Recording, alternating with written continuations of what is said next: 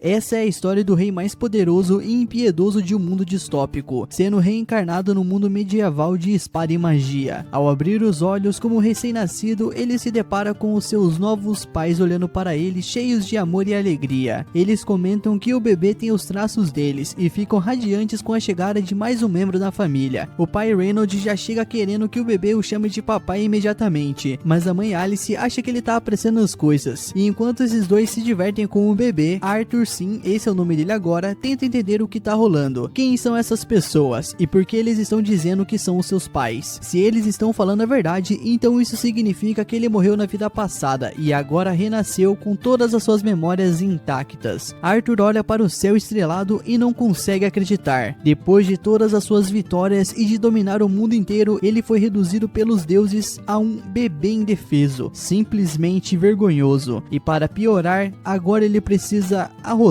Mas a vida não é de todo ruim, já que seus pais cuidam bem dele, mas ele não tá nada feliz com essa situação. Ele não quer usar fralda e ele sente um medo constante de que alguém possa machucá-lo, e a única coisa que pode fazer para se proteger é simplesmente fechar os punhos. O pai, vendo isso, coloca o dedo na mãozinha do Arthur e diz para Alice: olha só, mano, ele já me ama, amo o papai. E o Arthur tenta se mexer, porém ele acaba fazendo força demais e ele faz o totozinho dele. Agora a mãe dele tem que limpar a bagunça. A humilhação é tanta que Arthur quase chora de vergonha. Ele quer que esse pesadelo acabe logo, mas ele percebe que essa é sua nova realidade. E tentando ignorar essa vergonha, o Arthur percebe algo muito mais estranho. O pai dele usa magia, e não só isso, a sua mãe também. O pai fortalece o próprio corpo com magia, e a sua mãe usa feitiços de cura. O Arthur fica muito intrigado. Na sua vida passada não existia magia. Ele quer muito entender como isso funciona, mas sabe que para isso ele vai precisar crescer primeiro. Enquanto isso, o pai dele vai até a floresta, derrota uma fera mágica e depois recebe visitas de amigos. Sem ter muito o que fazer, o Arthur passa o tempo analisando tudo ao seu redor, porque conhecimento é poder em qualquer mundo. E quando seu pai volta da caçada, o Arthur começa a se perguntar se esse mundo permite que qualquer um tenha armas. Se sim, então o perigo lá fora deve ser muito grande. E se esse for o caso, ele precisa ficar forte rápido. Afinal, sobrevivência vem primeiro. E ele tem muitas perguntas sobre esse novo mundo, mas infelizmente ele ainda não consegue perguntar nada. Mas apesar de todas as suas frustrações, ele sente uma felicidade genuína. Afinal, agora ele tem momentos preciosos e fofos com os seus pais. Na sua vida passada, Arthur não tinha nem o luxo de dormir tranquilo. Todas as noites alguém tentava assassinar ele. Agora ele finalmente está experimentando a paz e começa a se acostumar com essa nova vida. Dias, semanas, talvez meses se passam e o Arthur aprende a engatinhar. E a primeira coisa que ele faz, ele corre pro espelho, pois ele precisa ver como tá a aparência do novo ele. E depois de se acostumar a se mover e ter um controle melhor dos membros, o Arthur começa a escapar do berço sempre que seus pais não estão por perto. O seu destino favorito é a biblioteca. Lá ele pega sempre um livro, determinado a entender melhor esse mundo. E é assim que descobre que o continente onde nasceu se chama Dican. Dican tem 3 reinos principais: Darvi, onde moram os anões; Elenoir, lar dos elfos do meio da floresta; e Seipen, o reino dos humanos, onde Arthur vive. E diferente do seu mundo anterior, onde qualquer um podia tomar o trono matando o rei, aqui a monarquia é hereditária. Com essas informações básicas sobre o mundo anotadas mentalmente, o Arthur muda o foco para algo muito mais interessante: a magia. Ele escolhe um livro sobre o assunto, o puxando de um jeito bem fofinho da prateleira. Enquanto folheia as páginas, o Arthur compara esse novo mundo ao seu antigo e reflete sobre como a tecnologia aqui é bem mais atrasada. Mas ele não quer saber de tecnologia agora, ele quer saber de poder. Segundo o livro, esse poder vem daquilo que se chama de mana, e tem umas regras bem estranhas. Apenas uma em cada 100 pessoas nasce com mana. Só existem 2 tipos de magia: aqui aumenta capacidades físicas com mana, e aqui permite controlar e manejar mana externamente. Arthur lembra das habilidades da mãe e percebe que ela é uma conjuradora, e o livro explica que quem tem mana também possui um núcleo de mana, e que a maioria das pessoas só consegue usá-lo na puberdade. Quando dominam isso, elas se tornam magos de verdade. O Arthur acha tudo isso bem interessante, mas ele também sente um pouco de ceticismo. Ele já viu algo parecido antes, e com essa ideia na cabeça, ele começa a canalizar a sua energia pronto para tentar atingir um novo nível de poder, até que Alice, a sua mãe, interrompe o momento. Ela simplesmente o levanta no colo, olhando bem de perto para ele. Nisso, Arthur já congela, achando que ela descobriu, mas logo a Alice descobre o motivo da cara de tensão dele. Ele se sujou todo tudo, e o cheiro não nega não. E enquanto Alice leva o seu filho para trocar a fralda, ele encara o vazio, completamente devastado. Esse corpo é uma prisão. Ele jura para si mesmo que vai ficar mais forte no futuro e se livrar dessa humilhação. Enquanto isso, a Alice continua documentando cada detalhe da vida do filho, toda orgulhosa do progresso dele. Mas tem uma coisa que a incomoda: Arthur nunca sorriu para eles, e só de pensar nisso ela fica triste. Um tempo depois, Alice olha pela janela e vê o Ray ensinando o Arthur a usar uma espada. O Ray não poderia estar mais feliz com o avanço do filho e corre para contar à esposa, mas Alice não fica nada feliz. Aliás, ela fica furiosa. Ela pergunta se isso é sério, mano, ensinar o bebê deles a manejar uma espada. Nisso, Ray não entende a reação dela e ele acha que ela é muito complicada, mas Alice continua firme. O Arthur é muito novo para isso, e enquanto os dois discutem, Arthur observa atentamente e usa essa interação como um estudo prático sobre o casamento. Na cabeça dele, esse mundo pode muito bem ser governado por mulheres. Mais tarde, Alice leva o Arthur para o mercado e ele fica encantado com tudo. Cada objeto, cada mercadoria parece uma lição esperando para ser aprendida. Agora ele entende porque os bebês ficam olhando tudo como se já conhecessem o lugar. E o que mais prende a sua atenção são as coisas que não existiam no seu mundo anterior, especialmente a magia sendo usada livremente. Na volta para casa, o Arthur começa a ficar sonolento, mas antes de dormir, ele reflete sobre como a sua família tem sido incrível para ele. Chegando em casa, Alice o carrega até o quarto e no caminho comenta que ele é muito curioso, sempre fugindo da cama para ler ou prestando atenção em tudo no mercado, e ela aposta que ele puxou isso do pai dele. E ela então sorri ao pensar que o Arthur pode crescer com o mesmo espírito aventureiro do pai, mas no fundo ela espera que ele tenha uma vida mais tranquila. Naquela noite, o Arthur fica de olho no pai, que está praticando magia, e ele fica animado com a ideia de poder aprender diretamente com ele. Ray faz algumas pedras levitarem e Arthur já está pronto para observar cada detalhe, mas então algo inesperado acontece. Alice percebe a decepção de Arthur e tenta animá-lo. Calma, meu filho, ele só tá começando, fica de olho que vai valer a pena. E não é que valeu mesmo. O Ray então aumenta a intensidade da magia e de repente começa a mandar ver com umas técnicas bem avançadas. O Arthur fica empolgado e já começa a imaginar truques que ele mesmo poderia tentar, mas aí é hora de dormir. O Arthur se recusa a aceitar essa realidade cruel. No caminho para o quarto, ele vê um livro na estante e imediatamente aponta para ele, choramingando e se debatendo. E depois de uma dose generosa de carinha fofa nível bebê supremo, a Alice se rende. Tá bom, meu filho, só um pouquinho. E isso funcionou, como isso sempre funciona, ele pensou. Arthur então começa a ler, e enquanto isso ele recapitula tudo o que aprendeu até agora. Ele quer criar o seu próprio núcleo de mana, então começa a concentrar toda a energia do corpo em um único ponto. Ele se esforça ao máximo, sem perceber o tempo passando, até que de repente uma explosão sacode a casa inteira. Ray se joga na frente de Alice para protegê-la e acaba com as costas queimadas, mas quando percebe que Alice está bem, os dois se lembram de Arthur e saem correndo para dentro da casa, e é aí que eles têm o maior choque das suas vidas. O Arthur está flutuando no meio do ar. Eles ficam paralisados, sem conseguir acreditar no que estão vendo, mas antes que possam reagir, o teto começa a desabar. O Arthur, ainda um bebê indefeso, não consegue sair do caminho a tempo, mas Ray e Alice se jogam sobre ele e o protegem do desmoronamento. E quando tudo finalmente se acalma, os três começam a chorar juntos, e no meio das lágrimas, o Arthur percebe uma coisa: Alice e Ray estão dispostos a tudo para protegê-lo, e essa é uma sensação que ele nunca teve na sua vida passada.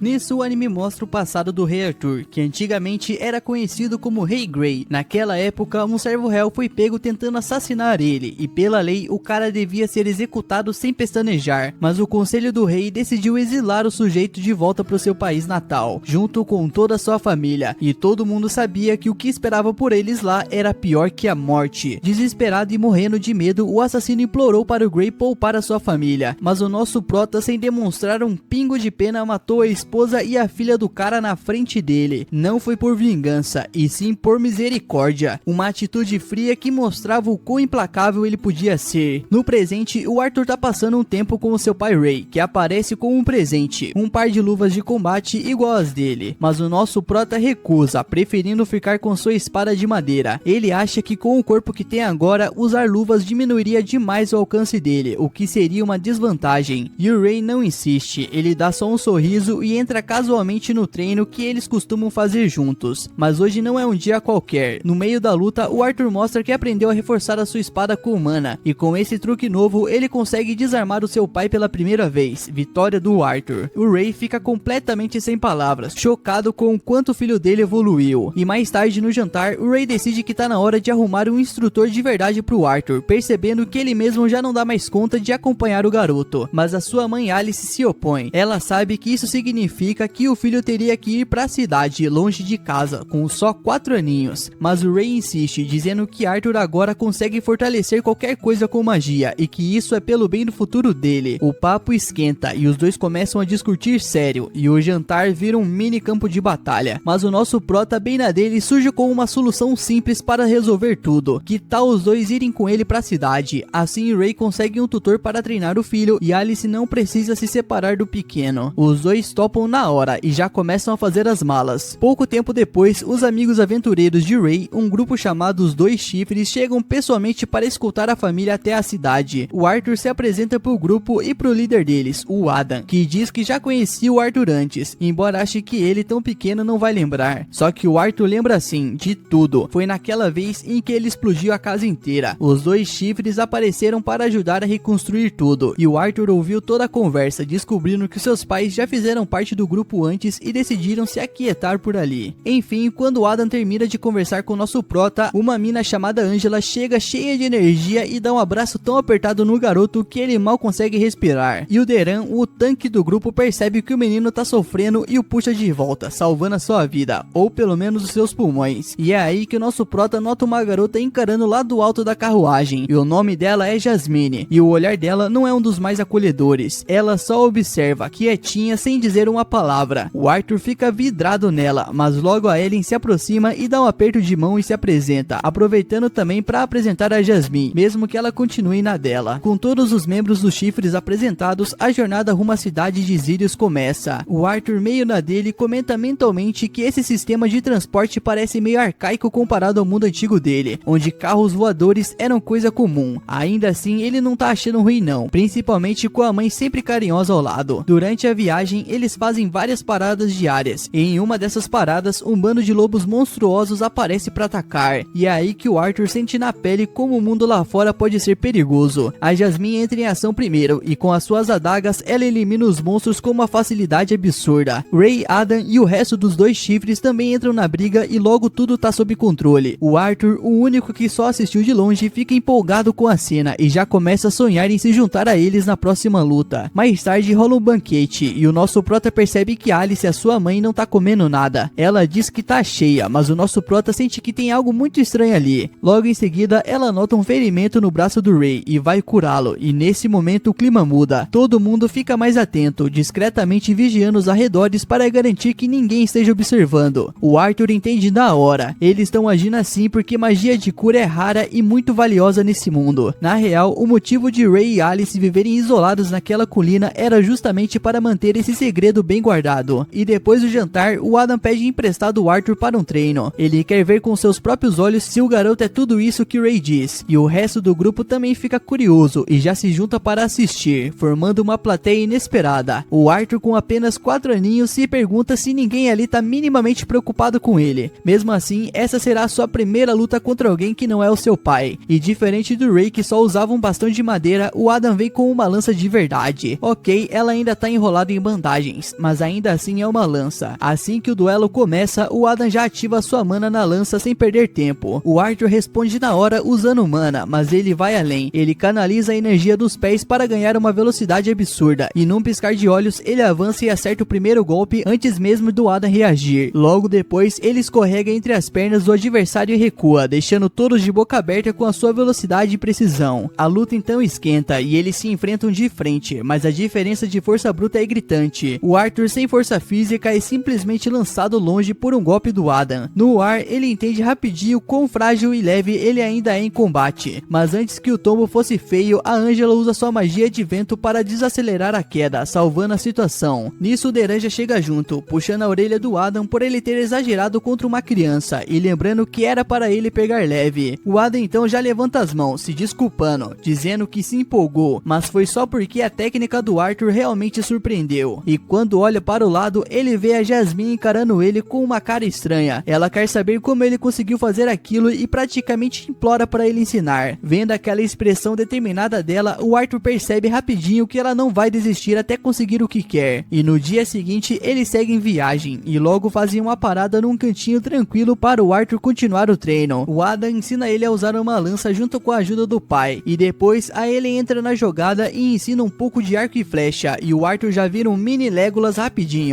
E com o treino finalizado, ele cumpre a promessa e dá umas aulas pra Jasmine. E a garota aprende voando. Mais tarde à noite, enquanto o Arthur tá de boas lendo um livro, a Jasmine segue encarando ele como se tivesse hipnotizada pela beleza dele, que nem existe. E logo ela tá parecendo uma stalker profissional. No dia seguinte é aniversário do Arthur e Jasmine aparece com um presente, uma adaga novinha em folha. E as outras garotas já ficam até de queixo caído quando ela começa até a ensinar o garoto a usar a arma. Cansado das brincadeiras de criança e com o coração de solteiro doendo, o Adam interrompe tudo dizendo que já tá na hora de seguir viagem. Mas antes, a Alice chama o nosso prota e ele percebe que a mãe não tá se sentindo muito bem. Quando pergunta o que ela tem, ela manda aquele clássico: "Eu tô bem, meu filho, calma lá", o que ele claramente não acredita nem um pouco. Seguindo viagem, o grupo é atacado por bandidos. Eles pulam na carruagem e se posicionam pra batalha. Os inimigos lançam uma chuva de flechas, mas a Angela segura o tranco com uma barreira mágica. O Arthur, olhando pela lateral, percebe que estão completamente cercados. O chefe dos bandidos, um cara com uma cabeça em formato de cubo, manda que eles não machuquem as mulheres e as crianças, porque quer vendê-los depois. Os bandidos então partem para cima com tudo, e a Alice tenta manter o Arthur calmo, mesmo morrendo de medo. Mas mesmo antes deles se aproximarem, o Duran detona vários com uma explosão, e o Ray começa a socar geral. O Adam também entra em batalha com a sua lança, e a Jasmine se movimenta com as suas adagas. O Arthur só assiste tudo, e finalmente entende. Os membros dos dois chifres são absurdamente bons, cada um no seu estilo. Mas o problema é que tem bandidos demais, e eles não têm como segurar por muito tempo. E depois de muito esforço, o grupo começa a cansar, e os inimigos continuam vindo. Em um movimento tenso, Ray é arremessado contra a carruagem e desmaia. E o chefe feioso dos bandidos se aproxima de Alice e de Arthur. Vendo o pai desacordado, os dois saem correndo da carruagem. Mas o Ray recobra a consciência e manda eles pararem. Mesmo arrebentado, ele se levanta para segurar a barra. Ele pede que o Arthur leve a sua mãe e fuja. Mas esse moleque teimoso que só insiste em ficar e lutar. E é aí que o Ray solta a bomba. A Alice tá grávida. Se você não sacou até aqui, mano, meu Deus do céu. E o Arthur entende da hora o motivo dela estar doente esses dias. Sem perder mais tempo, o Arthur agarra a Alice e começa a correr com ela. O chefe dos bandidos manda capturarem os dois, mas o Ray parte para cima com tudo. E quando parece que eles vão ser pegos, o Adam e Jasmine surgem do nada, jogando facas nos inimigos, abrindo caminho. O resto do grupo também se une para segurar os bandidos, enquanto o Arthur e a Alice escapam. E correndo, o nosso prota reflete sobre quem ele já foi um dia, alguém que tirou tantas vidas, e agora tá ali com medo de perder a própria. O pensamento deixa ele furioso, mas o único poder que ele tem naquele momento é correr com todas as forças daquelas perninhas. Depois de um tempo, o nosso prota sente que tem algo muito estranho vindo nas montanhas, e ele olha para cima. Lá está um sujeito bem suspeito prestes a atacar com magia, e sem pensar duas vezes, ele empurra a mãe para longe e acaba levando o ataque sozinho, perdendo o equilíbrio e despencando do penhasco. Enquanto ele cai, ele decide que não vai fazer essa viagem pro além sozinho, e usando a adaga que ele ganhou da Jasmine, ele lança o negócio no inimigo, acerta a perna do cara e ainda arrasta o infeliz montanha abaixo com ele. O Deran e a Angela tentam usar magia para salvá-lo, mas o nosso prota já tá longe demais para que aquela magia alcance a tempo. No meio da queda, ele começa a refletir sobre a vida, enquanto lá de cima, a mãe dele observa desesperada com a mão esticada, na esperança de agarrá-lo. Só que ao ver o filho caindo, ela não segura a emoção e começa a chorar. O nosso prota, por outro lado, sente que valeu a pena. Ele conseguiu proteger quem mais ama, mesmo que isso custasse a própria vida. A única tristeza que bate é a de não poder ser o irmão mais velho que tanto queria. Mas é claro, o poder do protagonismo salva ele, e o nosso prota sobrevive à queda, mas ele acorda cara a cara com uma criatura gigantesca e nada amigável. O susto é real.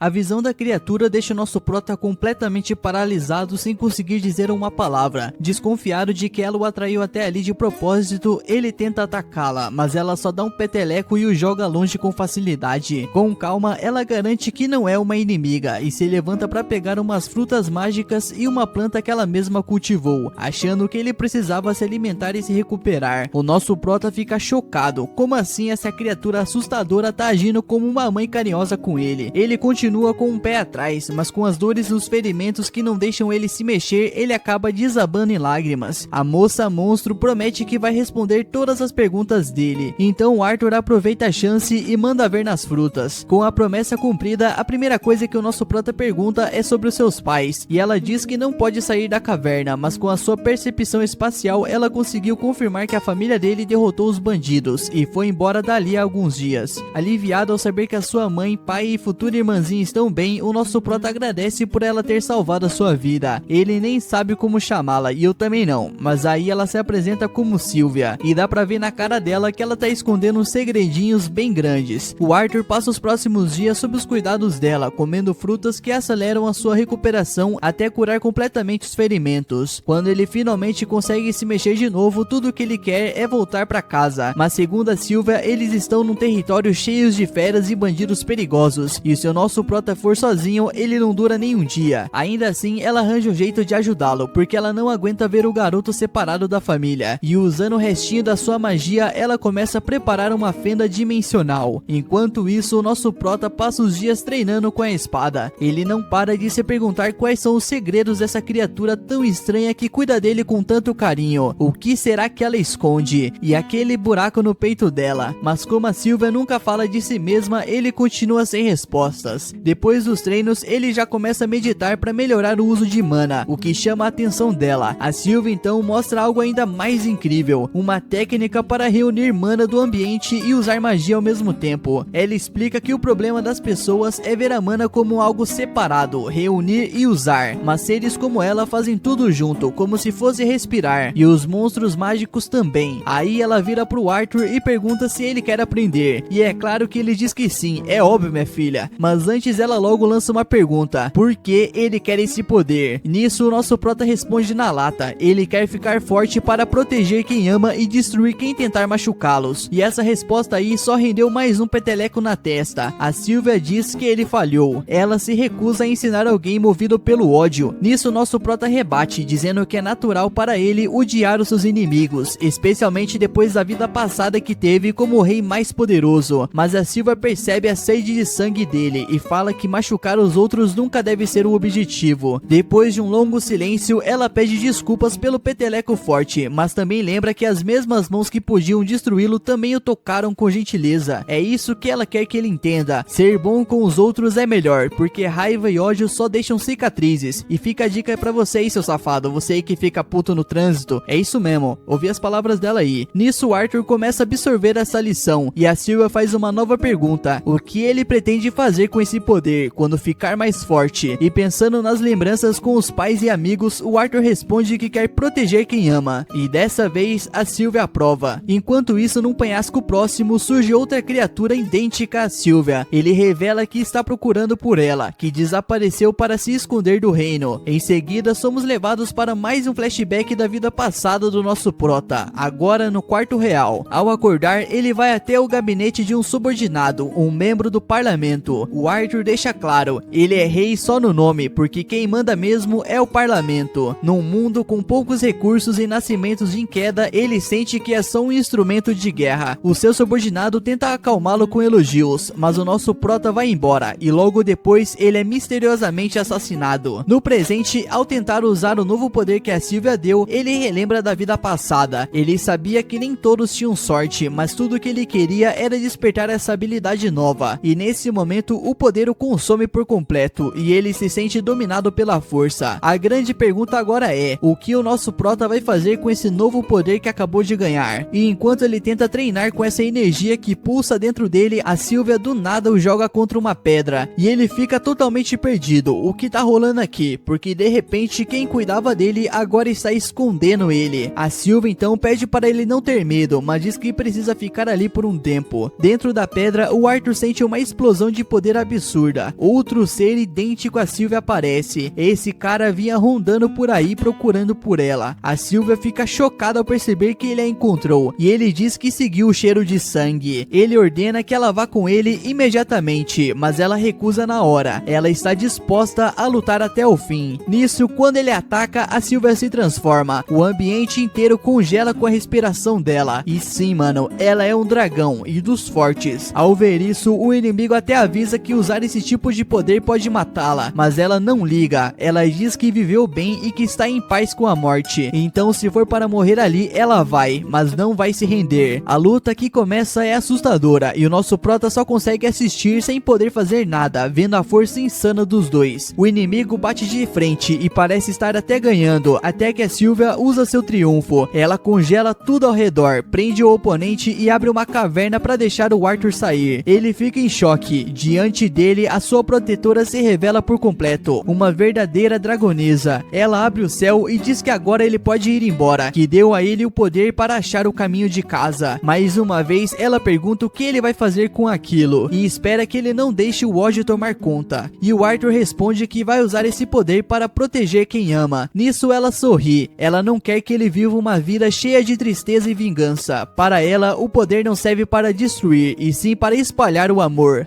Faz o L. A resposta dele toca o coração dela, e antes de deixá-lo ir, a Sylvia entrega um ovo de dragão e uma pena. Ela pede que ele enrole o ovo com a pena. Quando ela o toca, uma energia absurda invade o corpo dele, e uma linha brilhante, tipo uma tatuagem mágica, começa a surgir do dedo até o braço, rasgando até a camisa. Ela confessa que poderia ter mandado ele para casa antes. O Arthur achava que ela o manteve ali por segurança, mas a verdade é que ela gostava da companhia dele, conversar e se conectar com alguém. Fazia tempo que ela não sentia isso. A presença dele foi um presente. O Arthur sente o mesmo, ele aprendeu muito com ela, e agora ele se despede em meias lágrimas, triste por não poder protegê-la. Ela o tratou com tanto carinho, deu forças e ensinamentos, e ele não pôde retribuir, e isso o machuca. Mas para ela isso não importa. A Sylvia viveu uma vida da qual se orgulha, e com um sorriso, o Arthur diz que não importa se ela é uma dragonesa ou um monstro. Para ele, ela é da família. Ela dá uma risada e provoca. Como ele pode dizer isso se ele já tem uma mãe esperando em casa? Ele pensa um pouco e responde: então você é minha avó, minha filha. E essa palavra pega em cheio. Avó. Até para uma dragonesa como a Sylvia, aquilo é demais. Ela começa a chorar e pede para ele repetir. E quando ele a chama de avó de novo, ela se deita devagar, com um ar de paz no rosto. O Arthur então pega o ovo e a pena, e o céu se abre. É hora de ir. Mas ele não quer. Ele pede para ela ir junto, mas ela não responde. A passagem então se fecha e a Sylvia desfaz o mundo selado. O seu inimigo recupera as forças. A Sylvia então desaba no chão como se estivesse morta. O inimigo então se aproxima, duvidando que ela com tanto poder tenha morrido por um ataque simples. Ele vai chegando perto, curioso, mas é só encenação. A Sylvia abre os olhos e libera uma explosão de mana tão absurda que ninguém sobreviveria. A caverna toda treme, a explosão alcança até a superfície. Enquanto isso, o nosso prota caminha chorando de volta para casa. No céu, ele ainda ouve a voz dela. A Sylvia lembra de não esquecer tudo o que conversaram. A tristeza faz parte, mas ela pede que ele sorria mesmo com ela no peito, que não lute por vingança, mas siga em frente devagarzinho com um passo de cada vez, mudando o mundo com gentileza. O Arthur ainda duvida que consiga, mas a Sylvia lembra de quem ele é. Ele é o Rei Grey, o rei mais forte. Ele pode tudo. Ela implora: não preencha o coração com raiva ou dor. Viva uma vida feliz. E ele fica surpreso por ela ter sempre sabido quem ele realmente era. É um momento forte e cheio de emoção. A voz dela então se apaga no vento. E o Arthur, já de volta à terra, guarda com cuidado os presentes dela na mochila. Com uma nova força e propósito, ele começa a caminhar de volta para casa, determinado a mudar o mundo, com um sorriso no rosto e um passo de cada vez.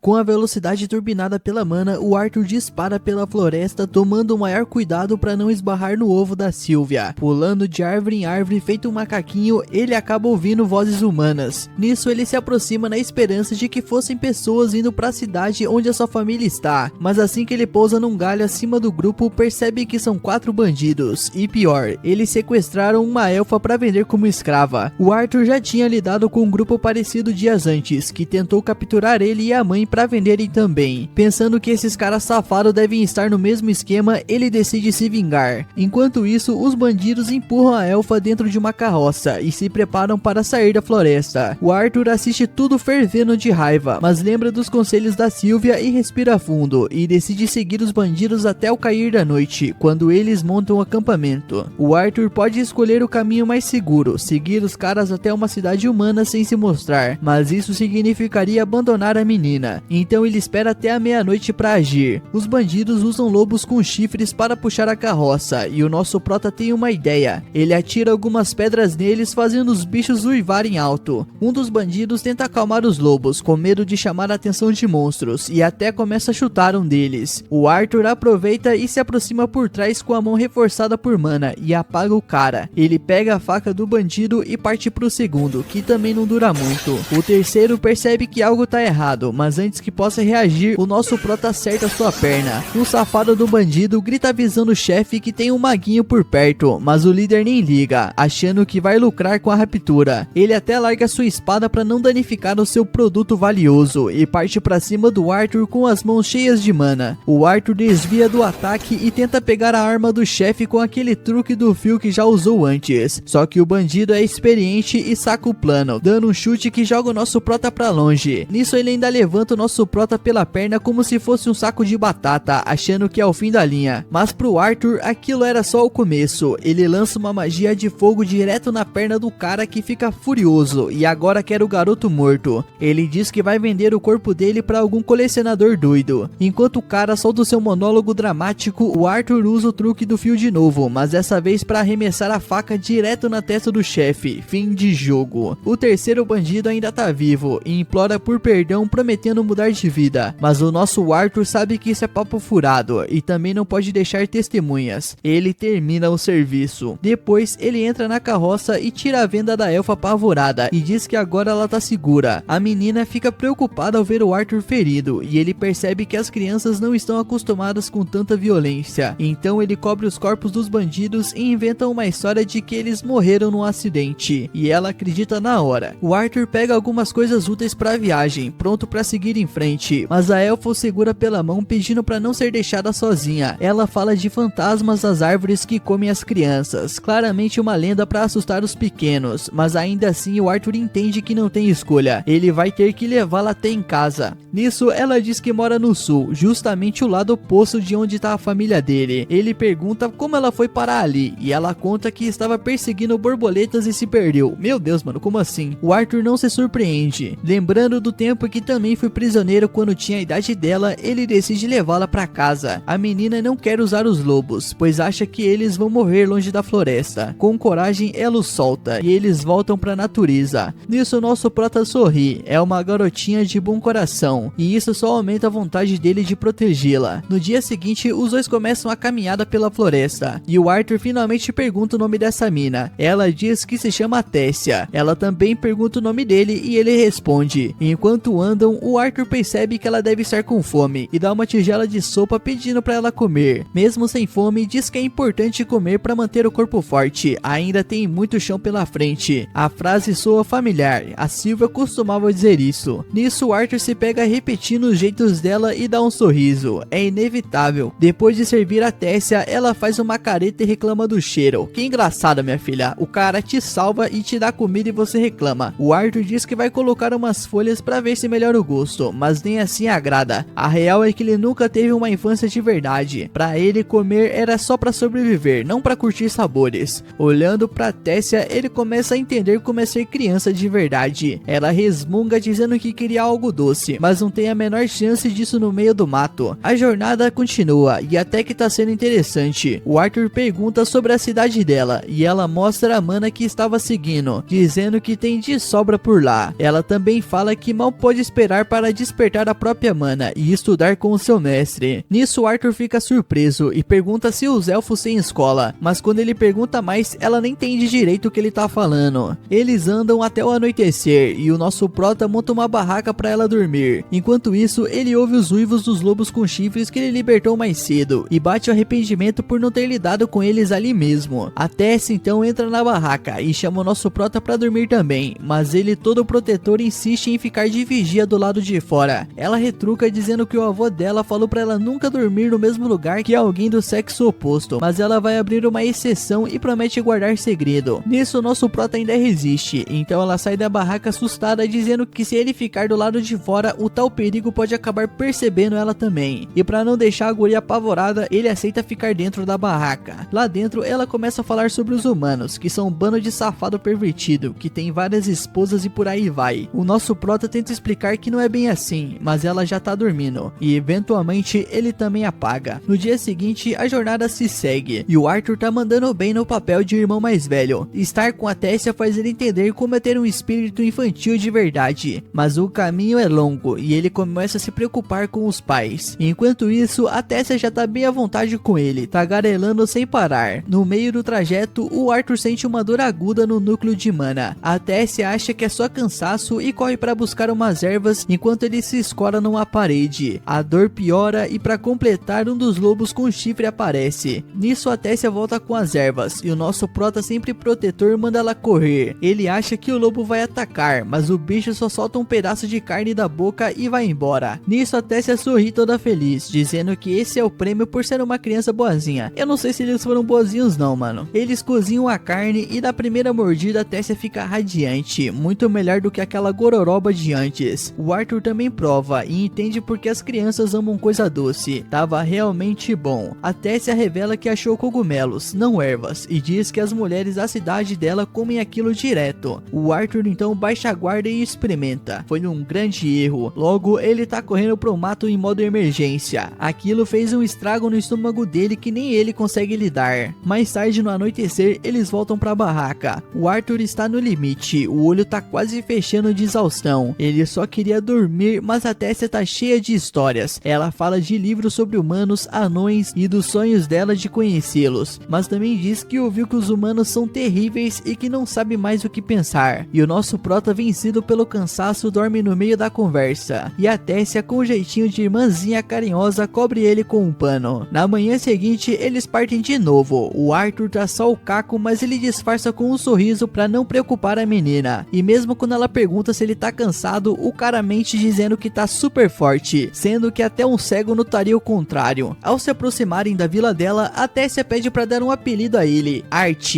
O Arthur responde na brincadeira, chamando ela de Claro, Sua Alteza Real. Ela não leva muito na esportiva e diz que só queria fazer ele se sentir como um amigo, mas a amizade é algo que o Arthur mal conheceu na vida, então dá pra entender o jeito dele. Ela segue na frente e vê uma abertura no meio do nada. O Arthur nem percebe, mas ela chama a sua atenção já pendurada na beirada, esticando a mão pra ele. Na dúvida se vai ou volta, ele pega a mão dela e entra. Do outro lado, ele cai no chão exausto, e antes que consiga respirar direito, guardas armados o cercam, dizendo que rastrearam eles pelo buraco de teleporte. De repente, os caras prendem nosso prota e encostam uma espada no pescoço dele. O Arthur então grita por Tessia, só pra vê-la parada ali sem nenhuma expressão no rosto.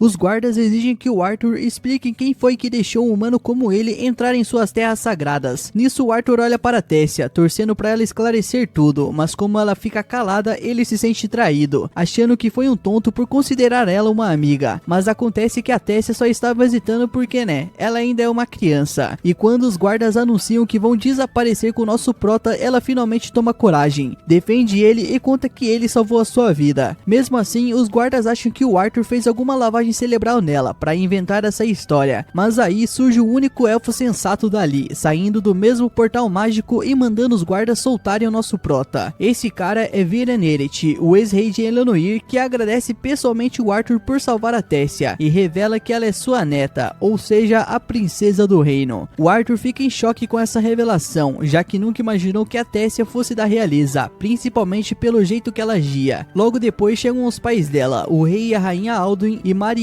Eret, que finalmente reencontram a filha depois de dias separados. Enquanto a Mariel checa se está tudo bem com a sua filha, o Alduin já manda aquela pergunta básica: o que um humano tá fazendo ali? E ele nem pensa muito e já ordena que matem o Arthur. Nisso, Viren precisa intervir de novo, dizendo que ele mesmo mandou os guardas pararem, e explica que o Arthur salvou a Tessia, mesmo sendo esse humano bárbaro. A Tessia apoia o Viren, implorando pro pai não machucar o seu amigo, e até sugere que levem ele pro castelo. A ideia de um humano no castelo claramente incomoda Alduin, mas a Tessia não espera a resposta. Ela vai direto até o Arthur e solta que se ele for com ela, os chefes reais vão preparar os lanches favoritos dele. Suborno? Talvez, mas como o Arthur é praticamente uma criança, isso funciona. Alduin, para não contrariar a filha cheia de atitude, acaba aceitando. Enquanto isso, o Virian, todo intrigado com o poder misterioso do Arthur, convida ele para bater um papo mais tarde, em particular. Mas por agora, o Arthur segue a Tessia pelo reino de Elenoir, uma sociedade cheia de estilo, onde as casas são construídas em cima e embaixo das árvores, e o povo vive uma vida simples e tranquila. Enquanto anda ao lado da Tessia, o Arthur chama a atenção de todo mundo, que olham curioso para ele. O que o humano tá fazendo ali? Mesmo assim, ele ainda não consegue tirar da cabeça o fato de que a Tessia hesitou em ajudá-lo lá atrás. Por que ela fez aquilo? E aquele olhar sério que ela deu. E isso não sai da cabeça dele, e só de pensar dá até uma fisgada no peito. De qualquer forma, o Arthur continua com o pé atrás com tudo e todos ao redor, fazendo o possível para se manter alerta e não vacilar. Eles então finalmente chegam ao castelo no fim da cidade, e ao entrar eles são recebidos por uma dúzia de criadas élficas que existem basicamente para garantir que a Tessia esteja sempre feliz. Mas hoje é diferente. A Tessia quer retribuir o Arthur, então manda que todas as criadas deem a ele o melhor tratamento possível, dizendo que ele salvou a vida dela. Quando vê que elas estão meio relutantes, a Tessia garante que o Arthur é um daqueles humanos raros que são bons de verdade. Depois ela se vira para ele e pergunta o que ele quer fazer: comer um lanchinho, brincar, almoçar ou tomar um banho. Só que antes de qualquer mimo, o Arthur quer conversar com os pais dela sobre o que rolou na floresta, já que até agora ninguém explicou nada. Ele junta todo mundo na sala de reuniões, pronto para um papo sério, enquanto a série tá meio no modo festa do chá, e aparece com petiscos e chá para todo mundo. Alduin então se apresenta formalmente, junto com Mariel e o pai de Virian. O Arthur também se apresenta como um garoto normal, nascido numa vila esquecida no reino de Sapen. Ele até se ajoelha diante de Alduin, dizendo que um plebeu como ele nunca imaginou ver a realeza de perto, muito menos estar sentado na mesma sala que o rei dos elfos, e agradece pela oportunidade. O Alduin até estranha como Arthur é bem educado para alguém que se diz um camponês, mas deixa ele continuar. O Arthur então explica em detalhes o que aconteceu, incluindo como se separou da família. Ele não mente, mas também não conta tudo, como o encontro com a misteriosa dragonesa Sylvia. Mesmo assim, ele vai avançando na história até chegar no momento que encontra a Tessia sendo sequestrada por traficantes de escravos. E aí que o clima muda de novo. Alduin, é claro, aproveita para jogar a culpa de tudo na humanidade, por causa do que os sequestradores fizeram com a filha dele. Já a Virian vai direto ao ponto: como um moleque de 5 anos conseguiu resgatar a Tessia de 3 adultos traficantes. Com certeza não foi na base do papo. E então o Arthur finalmente conta a verdade. Ele diz que é um mago talentoso e usou seus poderes para acabar com os caras. Só que Alduin acha que essa história é difícil de engolir, e mais uma vez aquele guarda inconveniente resolve dar palpite, dizendo que o Arthur só pode ter lavado o cérebro da Tessia para conseguir entrar nas terras sagradas. Virian, que já estava defendendo o Arthur desde o começo, perde a paciência com a falta de respeito e corta o guarda na hora. A Tessia também se manifesta, dizendo que ouviu os sequestradores comentando quanto iriam lucrar com a venda dela, relembrando aquele momento tenso. Depois que ela termina de contar tudo o que passou antes de ser salva pelo Arthur, a sua mãe se emociona e a abraça forte. Alduin também entende o quanto a sua filha sofreu e finalmente olha pro Arthur com outros olhos, agradecendo por tudo que ele fez. Depois de explicar como conheceu a Tessia, o Arthur chega ao motivo principal daquela conversa. Ele conta que também está separado da família e tudo o que mais quer agora é voltar para casa, em Sapen. O Alduin fica chocado. Esse moleque tá mesmo pedindo que os elfos ajudem os humanos, logo eles que consideram os humanos bárbaros? Ah, claro que não. Ele nega de cara, dizendo que não vai ajudar de jeito nenhum e que o Arthur vai ter que se virar sozinho. Mas o nosso prota, espertinho como sempre, lembra Alduin de tudo que já fez por eles e pelo reino e solta: se depois de tudo isso eles não ajudarem, então os bárbaros são eles. Virian então olha para Alduin com aquela cara de te peguei no pulo. A Tessia também encara o pai, esperando a resposta. Sem saída, o rei concorda em ajudar, mas avisa que o único portal que leva até Sapen só pode ser aberto uma vez a cada 7 anos. E adivinha, eles tinham acabado de usar, então o próximo só daqui a 5 anos. Nisso o Arthur já surta por dentro. Ele não pode esperar tudo isso. Aldo então percebe isso e diz que vai mandar soldados escoltá-lo até em casa, começando no dia seguinte. E isso alivia o nosso prota, até que a sua barriga começa a doer de novo. Ele tenta sair discretamente da reunião e vai tomar um banho, mas a dor continua. Ele segura segura o peito tentando entender o que tá rolando. Pensa na Sylvia e se pergunta o que ela faria, mas é claro, nenhuma resposta vem. Ele resolve então dar uma volta pelo palácio, e o ar fresco ajuda a aliviar a dor um pouco. Então ele começa a pensar nos pais, na saudade que sente e se pergunta se eles estão vivos, mas logo se convence de que sim, eles são fortes demais para terem morrido. E quando ele olha pra frente e vê a Tessia com os pais, ele se pega imaginando se a própria família o receberia com alegria ou uma bronca por ter sumido por tanto tempo. Com tanta coisa na cabeça, ele fica ali parado, perdido nos pensamentos. Nisso a Tessia corre até ele, e ele aproveita pra zoar a chamando de princesa mimada e dizendo que ela deveria ir curtir com os pais. Ele então desabafa com ela, dizendo que tá com medo de seus pais estarem bravos. Ela segura o rosto dele surpresa e diz que como assim os seus pais não vão ficar felizes em te ver, seu merda. Ela lembra que pais sempre se preocupam com os filhos e com certeza os deles estão cheios de saudade. Enquanto ela fala, as flores cintilantes começam a cair ao redor. O Arthur repara nelas e lembra de quando achou que ela fosse traí-lo por causa daquela cara séria, mas agora está feliz por ela não ter feito isso. Só que aquelas flores parecem estranhamente familiares. Ele volta aos seus pensamentos e percebe que para ele aquilo não é flor coisa nenhuma, é uma arma. Ele já tinha visto antes nos tempos em que ainda lutava. Ele pede desculpas a Tessia, que não entende o porquê, e diz que até gosta das flores também, então joga uma delas de volta para quem a mandou, e surpresa, quem mandou foi Viren. A Tessia corre até ele pedindo que pare de implicar com o Arthur, dizendo que ele é um bom garoto e diferente dos outros humanos. O Viren diz que isso não é bullying, ele só achou alguém interessante pela primeira vez e não vai deixar esse garoto escapar. Ele manda a Tessia sentar com magia e puxa um bastão chamando o Arthur para um duelo. Quem será que leva essa, meus manos? A luta então começa e o Arthur dá tudo de si. Ele usa toda a sua mana, mas o Viren é rápido demais. Não importa o quanto tente, o Arthur não consegue acertar nada. Quando ele tenta um golpe mais forte, o Viren quebra o bastão e quase acerta a Tessia, mas o Arthur a protege. Ele então decide usar magia, e não qualquer magia. É pesada mesmo, daquelas que só poucos conseguem aguentar, mas o Viren consegue repelir tudo. Depois de várias tentativas, o Arthur finalmente acerta um golpe na cabeça do mano, mas ao invés de ficar brabo, ele fica mais animado ainda, pedindo outra rodada. Mas a Tessia do nada se levanta e faz cócegas no avô, mandando ele deixar o arte dela em paz. O Viren responde que o Arthur não é o garotinho inocente que ela pensa, e se alguém foi vítima ali, foi ele mesmo, que acabou apanhando. O Arthur só quer distância desse drama e diz que Viren tá exagerando. Então o velho manda real, ele quer que o Arthur vire seu discípulo. O Arthur até considera, mas lembra dos pais e de como ainda não sabe se estão bem, e isso pesa demais. Ele conta isso a Viren, que responde dizendo que existe um jeito de avisar os pais dele que ele está bem, sem precisar ir até lá. O Arthur se anima e pede mais detalhes, mas o Viren do nada lança algo dentro dele, então a dor da mana volta com força, e isso confirma o que Viren suspeitava desde o começo. O Arthur recebeu a vontade de uma fera. A única maneira de sobreviver e não morrer por causa disso é aceitando ser o seu discípulo.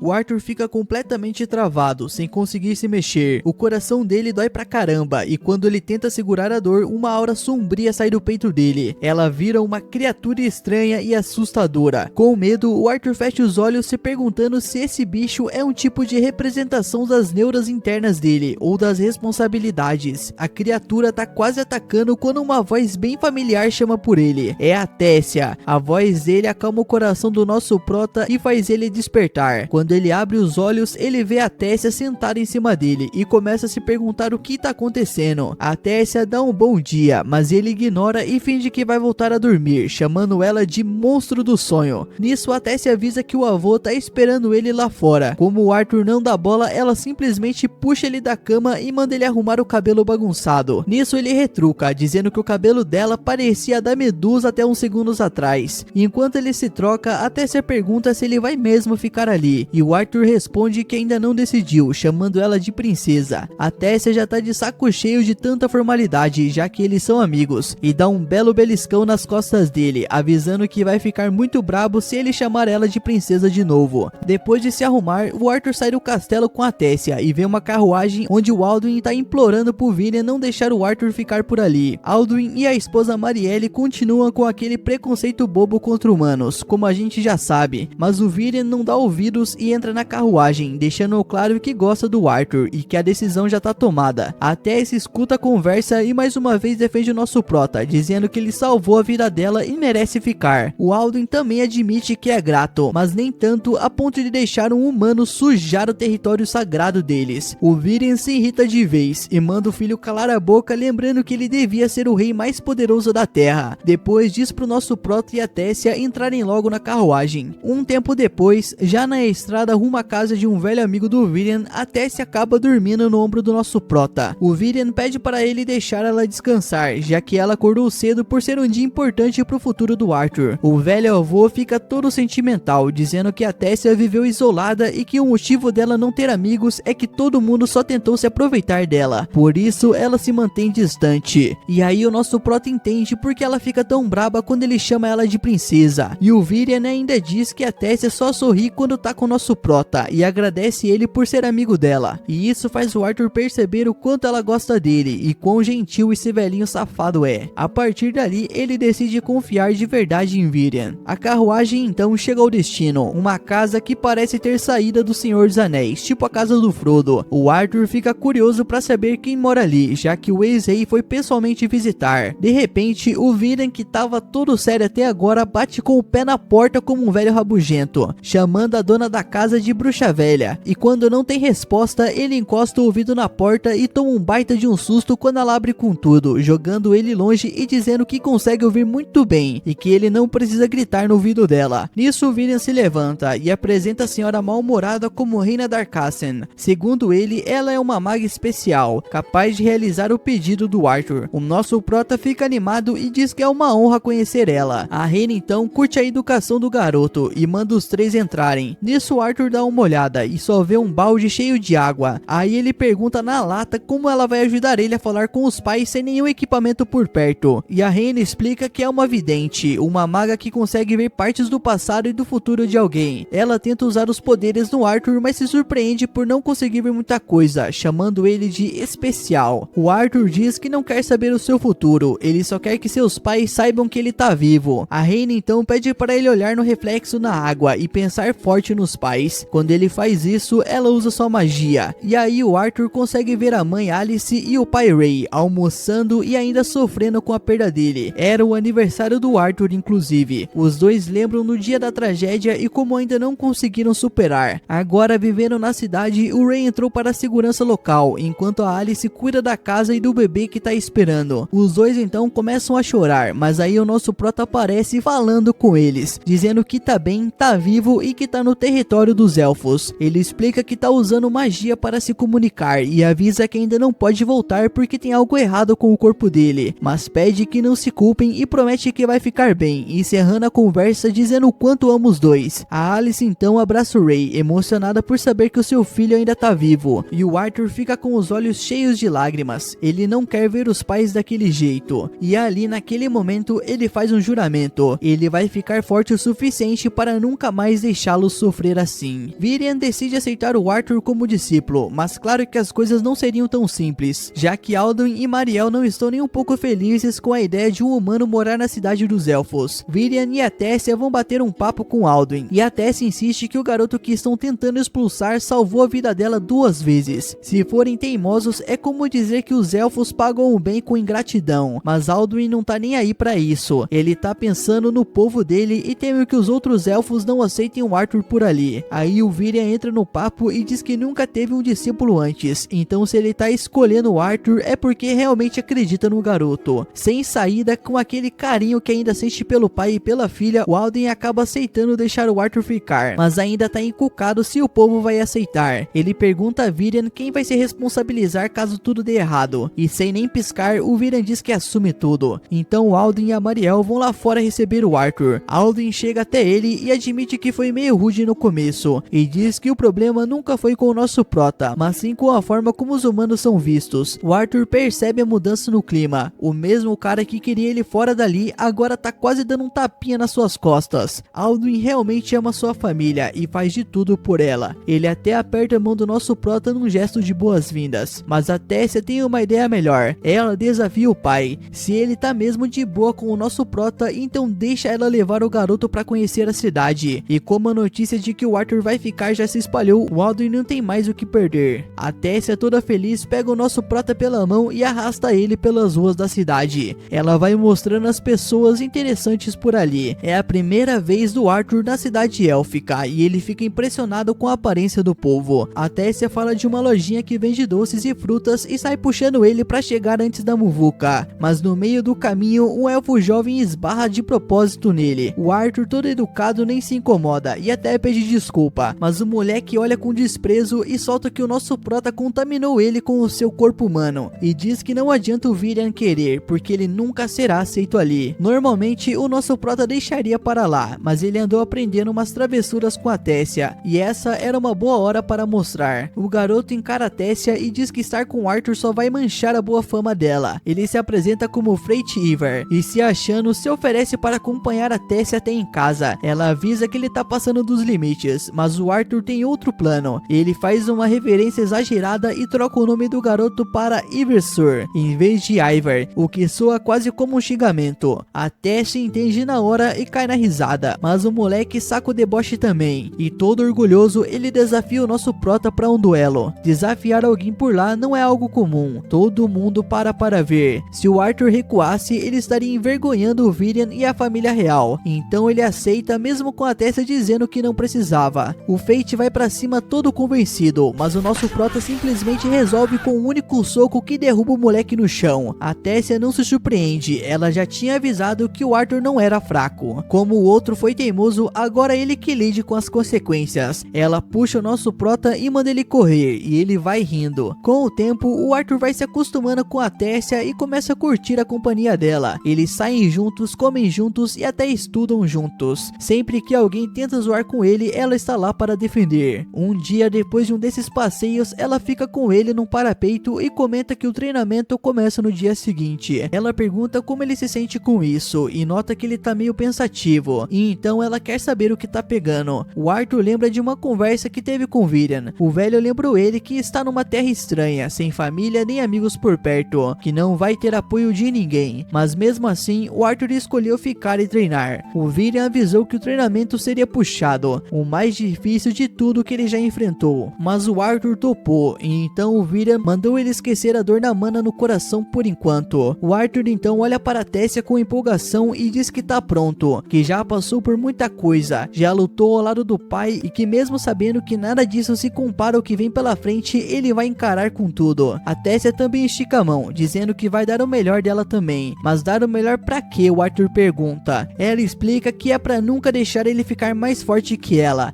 vai competir com ele. No dia seguinte, o treinamento começa. O Arthur fica na frente do Virian, que apresenta o que será a nova fase da vida dele, e enquanto tudo começa, ele só consegue pensar que a vida ali no reino élfico anda muito mais rápido do que lá fora. Em poucos dias, ele já aprendeu muito e sente que tá evoluindo. Ele escolheu ficar ali porque acredita que foi a sua melhor decisão, e agora está no controle do próprio destino. Nisso, o tempo passa, e até a Tessia já aprendeu a usar a sua mana. Uma manhã, ela vai acordar o nosso prota na cama, mas ele tá dormindo pesado, e então ela usa sua mana para dar um jeito nele. Ele acorda gritando, assustado, perguntando por que ela não podia ter simplesmente acordado ele com carinho.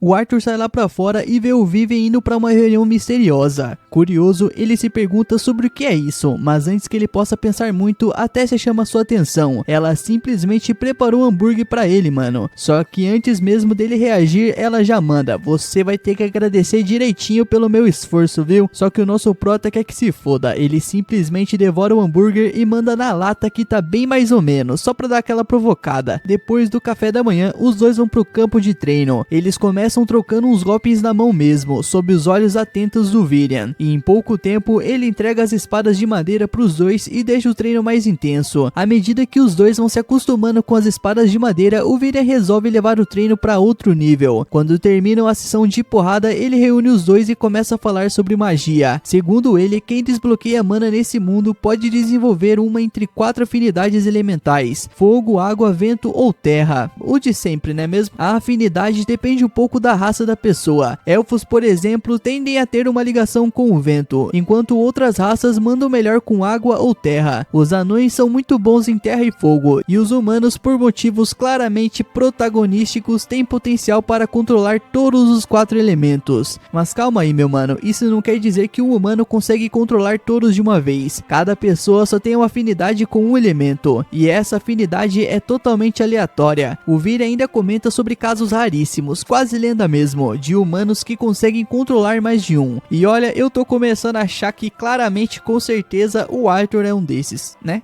Se há dúvidas, ele é o protagonista de um anime Shonen. A Tess então levanta a mão e pergunta por que o nosso prota não treina o corpo enquanto usa magia, igual ela faz. Mas o Vira responde de boa que o nosso prota é fraco demais pra isso, e explica que o núcleo de mana dele tá com uma vontade de besta lá dentro, que bagunça o equilíbrio entre o corpo dele e a magia, e por isso o coração dele dói tanto. Aí o Viren diz que pra tratar disso, eles precisam entender melhor o que tá rolando dentro do corpo do Arthur. Aí a Tessia, como sempre, aproveita pra zoar o nosso prota, perguntando se ele sente dor toda vez que ela bate nele no treino, e ele acaba admitindo que sim, porque essa mina aí bate forte pra caramba. E aproveitando, o Arthur comenta que a Tessia ficou mais forte recentemente, quase no mesmo nível que o dele. Isso porque os elfos despertam a mana até os 10 anos de idade, e a Tessia com 9 acabou de despertar a dela. Inclusive, ela destruiu o próprio quarto sem querer enquanto dormia, e desde então a Tessia começou a treinar com o Arthur para desenvolver melhor o talento. Um dia, durante o treino, o William decide que chegou a hora do nosso prota despertar essa tal vontade de besta. Para dar aquele empurrãozinho, ele diz que se o ritual der certo, o Arthur vai finalmente se livrar das dores. Mas não só isso, ele também vai se tornar um verdadeiro domador de feras. E é claro que o nosso prota fica intrigado. Ele então se senta para o ritual começar. O William então explica que primeiro precisa acender uma faísca no núcleo de mana do Arthur e garante que ele só vai sentir um calorzinho no corpo. Que isso, mano, lá ele. Só que quando o William transfere a sua própria mana pra ele, algo estranho ativa dentro do Arthur. Ele começa a gritar de dor e solta tanta mana que joga o William e a Tessia pra longe. Quando o ritual termina, o Arthur desmaia. O William logo entende o que tá acontecendo, leva o Arthur de volta pro castelo e fica do lado dele até que ele acorde. Assim que vê que o nosso prota tá bem, o William pergunta se ele conhece essa tal vontade de besta dentro dele. O Arthur responde meio por cima, dizendo que acha que é de um dragão. O William já suspeitava disso, e como os dragões são lendas vivas, ele faz o Arthur prometer que nunca conte isso pra ninguém, senão vai aparecer gente má querendo roubar essa vontade de besta e causar confusão. Agora que o Arthur despertou esse poder, o William dá uma notícia: ele vai poder voltar pra casa em 4 meses. O nosso prota fica em choque, ele achava que ainda ia ficar ali por 2 anos, mas o William explica que vai rolar um evento de intercâmbio cultural entre os 3 reinos, e que depois disso, o portal para Zaios, onde os pais do Arthur moram, será aberto. O Arthur então fica meio mexido ao perceber que aquele dia em que viu o William saindo para uma reunião era na real uma visita aos outros reinos só por causa dele, e isso emociona o nosso prota, e o Arthur começa a pensar como Tessia vai reagir a isso, mas o William o tranquiliza, dizendo que ela já sabe, os pais dela contaram. Mais tarde à noite, o nosso prota conversa com o seu ovo de dragão sobre a sua partida, mas do nada o ovo começa a brilhar e começa a chocar. O Arthur entra em pânico sem saber o que tá por vir, mas quando a casca quebra, o que sai é um dragãozinho fofinho, que mais parece um gatinho, ou banguela, mano, você vai ver essa cópia aí. Aí o Arthur se derrete na hora, mas quando ela morde o braço dele como um filhote de gato faria, ele percebe que talvez ela não seja tão fofa assim. Na verdade, a mordida foi para lançar um selo nele, e agora o nosso prota consegue ouvir a voz dela, mesmo que seja só um monte de sons esquisitos. Ainda assim, ele fica feliz de finalmente poder se comunicar com ela. Ele dá o nome de Sylvie, em homenagem a Sylvia, e se pergunta o que aquele selo no seu braço realmente significa. De qualquer forma, ele mal acredita que virou papai aos 8 anos, mas acaba pegando no sono com essa ideia. Na manhã seguinte, a Tessia chega como sempre para acordar o nosso prota, que dorme pesado demais. Então ela puxa a coberta e dá de cara com a criatura. Ela solta um grito tão alto que acorda o nosso prota na hora, mas ao contrário do que parecia, não foi um grito de medo. Ela ficou empolgada ao ver a pequena Sylvie. Ela pega a bichinha bichinha no colo e começa a dar carinho como se fosse um bebê. Depois, os dois vão juntos pro campo de treino e no caminho a Tessia tenta de tudo para ganhar a simpatia da Sylvie, mas a bichinha só tem olhos pro dono. Quando chegam lá, o William nem se surpreende. Ele pergunta se aquilo é o resultado da assimilação com a vontade da besta, e o Arthur confirma. Ele olha para a Sylvie e fica meio preocupado, imaginando como ela vai ser aceita pelas pessoas. Mas antes que fale algo, o William já percebe o que ele tá pensando e diz para não se preocupar. Ninguém vai acreditar que ela é um dragão mesmo, então é só dizer que é uma fera mágica rara. Nisso começa o treino do dia e o William fala que agora que o Arthur liberou esse poder da besta, tem que treinar isso também. E qual a melhor forma de treinar? Luta física, é claro. O William se transforma em sua besta espiritual. O bicho é assustador, o som é energia e até a luz sombria deixa os dois garotos apavorados. Pra piorar, ele ainda diz que o nosso prota tem que lutar contra aquilo. O Arthur nem acredita, ele mal consegue ver a criatura que aparece e desaparece. Ele desiste na hora e admite a derrota. Nisso, o William volta para sua forma de elfo e explica que aquela criatura se chama Pantera Sombria. Ela usa luz e som tão bem que você nem percebe a presença dela. Depois de parar com o bullying, ele pega um bastão para que eles treinem de um jeito mais normal. Vários dias se passam, virando semanas, talvez meses, e o Arthur treina com a vontade de besta e com a sua mana. Ele fica ainda mais forte e finalmente consegue lutar contra a Pantera Sombria, justo quando o tempo para a abertura do portal está prestes a chegar, e a Tessia começa a sentir o peso da sua ausência. E mais um dia desses, enquanto caminha pela cidade, um garoto esbarra nele e o encara de um jeito estranho só porque ele é humano. O garoto é nada mais que o elfo que desafiou o nosso prota para um duelo e perdeu com um único golpe. O safado tenta puxar papo e pergunta se o Arthur se lembra dele, mas o nosso prota sinceramente diz que não faz ideia de quem é esse mano. O menino tenta se explicar, mas insiste que tá pronto pra revanche, porque agora sim ele pode ganhar do nosso prota. Mas o resultado não muda. O Arthur dá um golpe nele e o cara cai no chão, de novo. A Tessia então revela quem é o garoto, e o Arthur, tentando ser simpático, né, estende a mão pra cumprimentar o sacana. Surpreendentemente, o menino aperta a mão de volta, revelando que só queria mesmo era ser amigo dele. Como assim? E que ficou triste porque da última vez o nosso prota nem tentou fazer uma amizade. Os dois então começam a conversar e o nosso prota descobre que esse garoto também vai participar do programa de intercâmbio. Ele comenta que todos os filhos de nobres vão. O Arthur então se surpreende, já que a Tessia não falou nada sobre ir. E quando ele olha para ela querendo perguntar, o Fitch já se adianta e diz que ela não vai porque a princesinha frágil não pode se perder de novo. E como ele ousou falar isso, a Tessia já mostra o quão frágil ela é. Ela dá um soco tão forte que o garoto voa e cai como se tivesse sido lançado num castelo inflamável. O Arthur vê na cena, corre e arrasta a Tessia dali. Quando os dois ficam a sós, ele dá um sermão dizendo que uma princesa deve manter a pose e não sair batendo nos outros. Mas ela tá pouco se importando pra isso. Ela tá com a cabeça cheia, especialmente porque ele tá indo embora. E ainda leva bronca como se fosse o pai dela. Ela chama ele de velho e sai correndo. Ela então vai pro seu quarto chorar. O Arthur, percebendo que pegou pesado, vai até lá. Pela janela, é claro. Ele aparece segurando flores de sino. Tessia o vê na janela e vai até ele. E o nosso prota coloca a flor na orelha dela e a convida para dar uma volta. Eles andam juntos pela floresta, mesmo com todos os avisos para eles não irem até lá. O Arthur acende uma fogueira para esquentá-los e eles se sentam para conversar. Ela começa a ficar com sono, mas diz que quer ficar ali com ele. Eles falam então sobre o mundo humano, mas ela acaba dormindo. No dia seguinte, o Arthur se prepara para partir e o William lhe entrega uma bússola para que ele nunca se perca e explica que ela tem o símbolo de Arelite, então se um dia ele quiser voltar, ele vai conseguir. Mas antes de ir, o nosso prota pergunta por Tessia, mas acha que ela ficou mal demais para se despedir. E quando ele está parado diante do portal com os outros jovens, a Tessia grita o seu nome e corre até ele. Ela até tropeça no caminho, mas ela chega até lá, abraça ele e o lembra de não pular as refeições. E ele retribui o abraço dizendo que vai sentir saudade. Com lágrima nos olhos, ela responde que também vai. O portal se abre e é uma despedida bem emocionante. Depois de uma longa viagem, o Arthur chega no reino humano. Ele finalmente pisa no reino de Zaios e fica animado por estar prestes a ver os seus pais de novo. Ele caminha até a casa, se ajeita e bate na porta. Uma garotinha corre para atender. Ele olha para ela e já sabe, é a sua irmã. Logo, os seus pais correm até a porta chamando o nome da menina, Eleanor. Mas quando veem quem está ali, eles ficam tão surpresos que nem conseguem reagir. O Arthur sorri e diz que está de volta.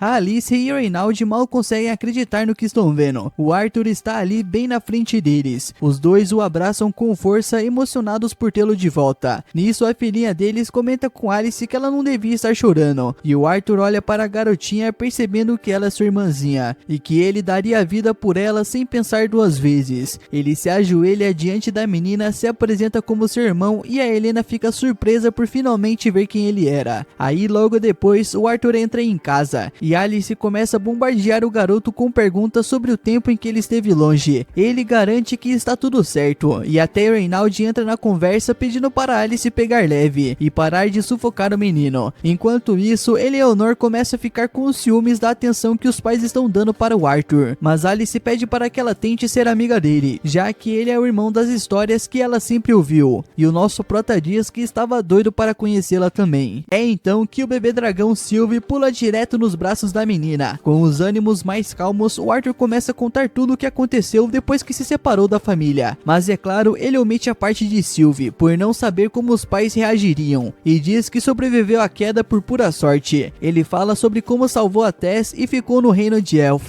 onde passou os anos seguintes treinando e se tratando. Ele também esconde o núcleo de besta e inventa que Sylvie é só uma fera de mana que ele adotou depois de encontrar a mãe dela muito fraca para continuar viva. Os pais acreditam em tudo, aliviados por ele estar bem, mas do nada o Reynald pergunta em que estágio de mana o nosso prota está, e a Alice dá uma bronca nele por ele tocar nesse assunto logo agora. O Arthur, por sua vez, pergunta sobre o trabalho do pai, e o Reynald se gaba em ser um instrutor de segurança numa casa de leilões famosa. Aí o Reynald conta que chegou ao estágio laranja escuro há 2 anos, um nível intermediário no ranking de poder. O Arthur fica impressionado e elogia o esforço do pai, mas solta que está no estágio vermelho claro, um nível acima. O Reynald fica meio sem graça por estar sendo superado pelo filho, e já lança um desafio. Ele quer um duelo amigável para ver o quanto o garoto evoluiu. E apesar das reclamações de Alice, algumas pessoas invadem a casa. Um homem chamado Vicente pergunta se é verdade que o filho de Reynald está vivo, e o Arthur fica se perguntando quem é esse cara. O Reynald então explica que Vincent é o dono da casa de leilões onde ele trabalha. O Arthur cumprimenta o Vicente e graças à fofura da Sylvie, ele acaba ficando amigo da filha dele, a Lilia. O Reynald então convida o Vicente para assistir um duelo entre ele e o Arthur no jardim. Todos vão para lá. Aí o Vicente fica boquiaberto ao saber que o Arthur já está no estágio vermelho claro. A Alice explica que o filho aprende rápido demais e não teria motivo para mentir. Mesmo assim, o Vicente fica desconfiado, porque até os melhores alunos das melhores academias só chegam nesse estágio lá pelos 13 anos, e o Arthur só tem 8. Enquanto isso, o nosso prota e seu pai terminam o aquecimento e começam o duelo. O Arthur bloqueia os ataques do pai e contra-ataca, mas o Reynald segura tranquilo e diz que ele ainda tem que melhorar bastante. Só que o nosso prota surpreende ao usar uma das técnicas que aprendeu com Vivian e consegue empurrar o pai para trás. O Reynald admite que está impressionado, mas avisa que agora vai lutar sério. Ele canaliza mana no punho que começa a pegar fogo, deixando o nosso prota surpreso. Nesse mundo, todo usuário de mana nasce com um elemento específico. Para os conjuradores é fácil descobrir e usar o próprio elemento, mas para os aumentadores como o Reynald é bem mais complicado. Exige muita prática e sensibilidade. De repente, o Reynald cobre o corpo inteiro com mana flamejante e parte para cima do Arthur, que só consegue se defender sendo jogado para trás. Ele reúne a mana nos punhos, que começam a brilhar em dourado, deixando todo mundo chocado. O Arthur corre até o Reynald e bloqueia os socos flamejantes com a aura dourada que emana das mãos. O choque entre os dois gera uma explosão de impacto que os separa. O Reynald então parte com mais agressividade e acerta um golpe direto e sólido. O Arthur corre de novo na direção do pai, se lembrando dos treinos com Vivian e de como usar o Kai elevou o nível de suas habilidades. Ele aprendeu a lidar com o elemento fogo num piscar de olhos, e por isso o velho elfo decidiu levar o garoto para um nível mais avançado. Relembrando aquele treinamento, o nosso prota ativa de novo a sua habilidade dourada, mas dessa vez a transforma em eletricidade. Os raios que saem de seu corpo fazem a grama pegar fogo, e o Reynald só consegue ficar parado de boca aberta, vendo que o Arthur dominou uma forma ainda mais poderosa de magia de fogo. O Arthur então avisa que ainda é cedo para ficar chocado, porque ele ainda tem mais cartas na manga. Do nada, ele invoca a magia de água e usa a fonte do jardim para atacar o pai. Todo mundo congela ao ver ele controlando 2 elementos diferentes ao mesmo tempo, mas o Reynald consegue esquivar por trás. Mas logo em seguida, o Arthur cancela os feitiços feitiços e é recebido por um abraço apertado do Reynald, que diz estar morrendo de orgulho e pergunta quando ele aprendeu tudo aquilo. O Arthur responde que aprendeu faz pouco tempo e ainda está pegando jeito com a água. Enquanto a Alice e a Helena reagem como se fosse algo super normal, o Vicente e a sua esposa ficam em silêncio total, chocados e com a certeza de que o Arthur é um prodígio. Logo depois, todos voltam para dentro e se sentam à mesa, onde o Vicente comenta que o futuro do Arthur promete. O Reynald então concorda na hora e lembra que sabia disso desde que o menino despertou a mana há 3 anos atrás e destruiu a casa inteira no processo. O Vicente arregala os olhos com a informação e enquanto o Reynald se exibia, ele acabou caindo com a cadeira e tudo. Rindo, o Vicente levanta e solta uma sugestão inesperada: que tal mandar o Arthur para a academia de Zirus? O Reynald fica pasmo e pergunta se ele tem certeza, já que a Zirus é nada menos que a melhor escola de magos do continente. A esposa de Vincent entra na conversa, dizendo que eles estavam dispostos a bancar os estudos de Arthur, com a ideia de se beneficiar disso no futuro. A Alice fica claramente desconfortável e diz que nem sabem se a escola aceitaria o filho, mas o Vincent garante que conhece o diretor pessoalmente e que poderia ajudar a resolver isso. Mas antes que a conversa vá longe demais, o Arthur toma a palavra e diz que já que o assunto era sobre a vida dele, ele queria opinar. Ele explica que acabou de reencontrar a família e não está pronto para se afastar de novo. O Vincent entende o lado dele e o Arthur se despede, dizendo que estava morto de cansaço depois da luta. Ele vai entrando na casa, mas a Lily o segue, completamente fascinada desde que viu seus poderes em ação. Ela avisa que ele está indo pro lado errado e o convida a segui-lo até um lugar melhor. Ela então o leva até a cozinha do porão, onde começa a conversar animadamente com os criados e logo pede pratos de carne bem caprichados. Uma empregada mais velha comenta que Lilia devia pegar leve, porque andou ganhando uns quilinhos, e a Lilia logo rebate dizendo pra não falarem disso. O Arthur fica surpreso em ver esse lado mais espontâneo dela, já que até então ela mal abria a boca. Nisso, uma das criadas explica que a Lilia sempre aparecia ali para comer quando estava estressada, e o Arthur pergunta por quê. A mulher conta que os pais dela esperam que ela desperte como maga, o que coloca uma baita pressão em cima da garota. Mais tarde à noite, Alice e Reynald vão para o quarto de Arthur para uma última conversa antes de dormir. Eles dizem o quanto estão felizes por ele ter voltado e o quanto estão orgulhosos. Eles afirmam com todas as letras que ele vai ser um mago incrível. O nosso prota até tenta contar alguma coisa, mas os dois o interrompem dizendo que poderiam conversar sobre isso no dia seguinte. Eles desejam boa noite e o deixam descansar. Na manhã seguinte, o Arthur corre para o salão assim que acorda, animado com a visita de alguns rostos conhecidos. Os antigos companheiros de grupo dos seus pais estavam ali para vê-lo. A mamãe Angela o abraça tão apertado que ele mal consegue respirar. Depois ela troca um toque de mãos com o grandalhão Adam, enquanto a Ellen e os outros já estão discutindo como sempre, mesmo dando boas-vindas. Do nada, a Jasmine começa a revistar o Arthur sem nenhum motivo real. Ela só queria encostar nele mesmo. Depois o abraça pedindo desculpas e dizendo que foi tudo culpa dela. Com o clima leve, o grupo começa a contar sobre as missões que fizeram nos últimos tempos e, como de costume, continuam discutindo por qualquer coisa. O Arthur ouve tudo e percebe que ainda tem muita coisa sobre esse mundo que ele não conhece. Nisso, ele começa a pensar que se tornar um aventureiro pode ser uma boa forma de aprender, mas ao olhar para sua família, ele sente que ainda não está pronto para deixá-los de novo.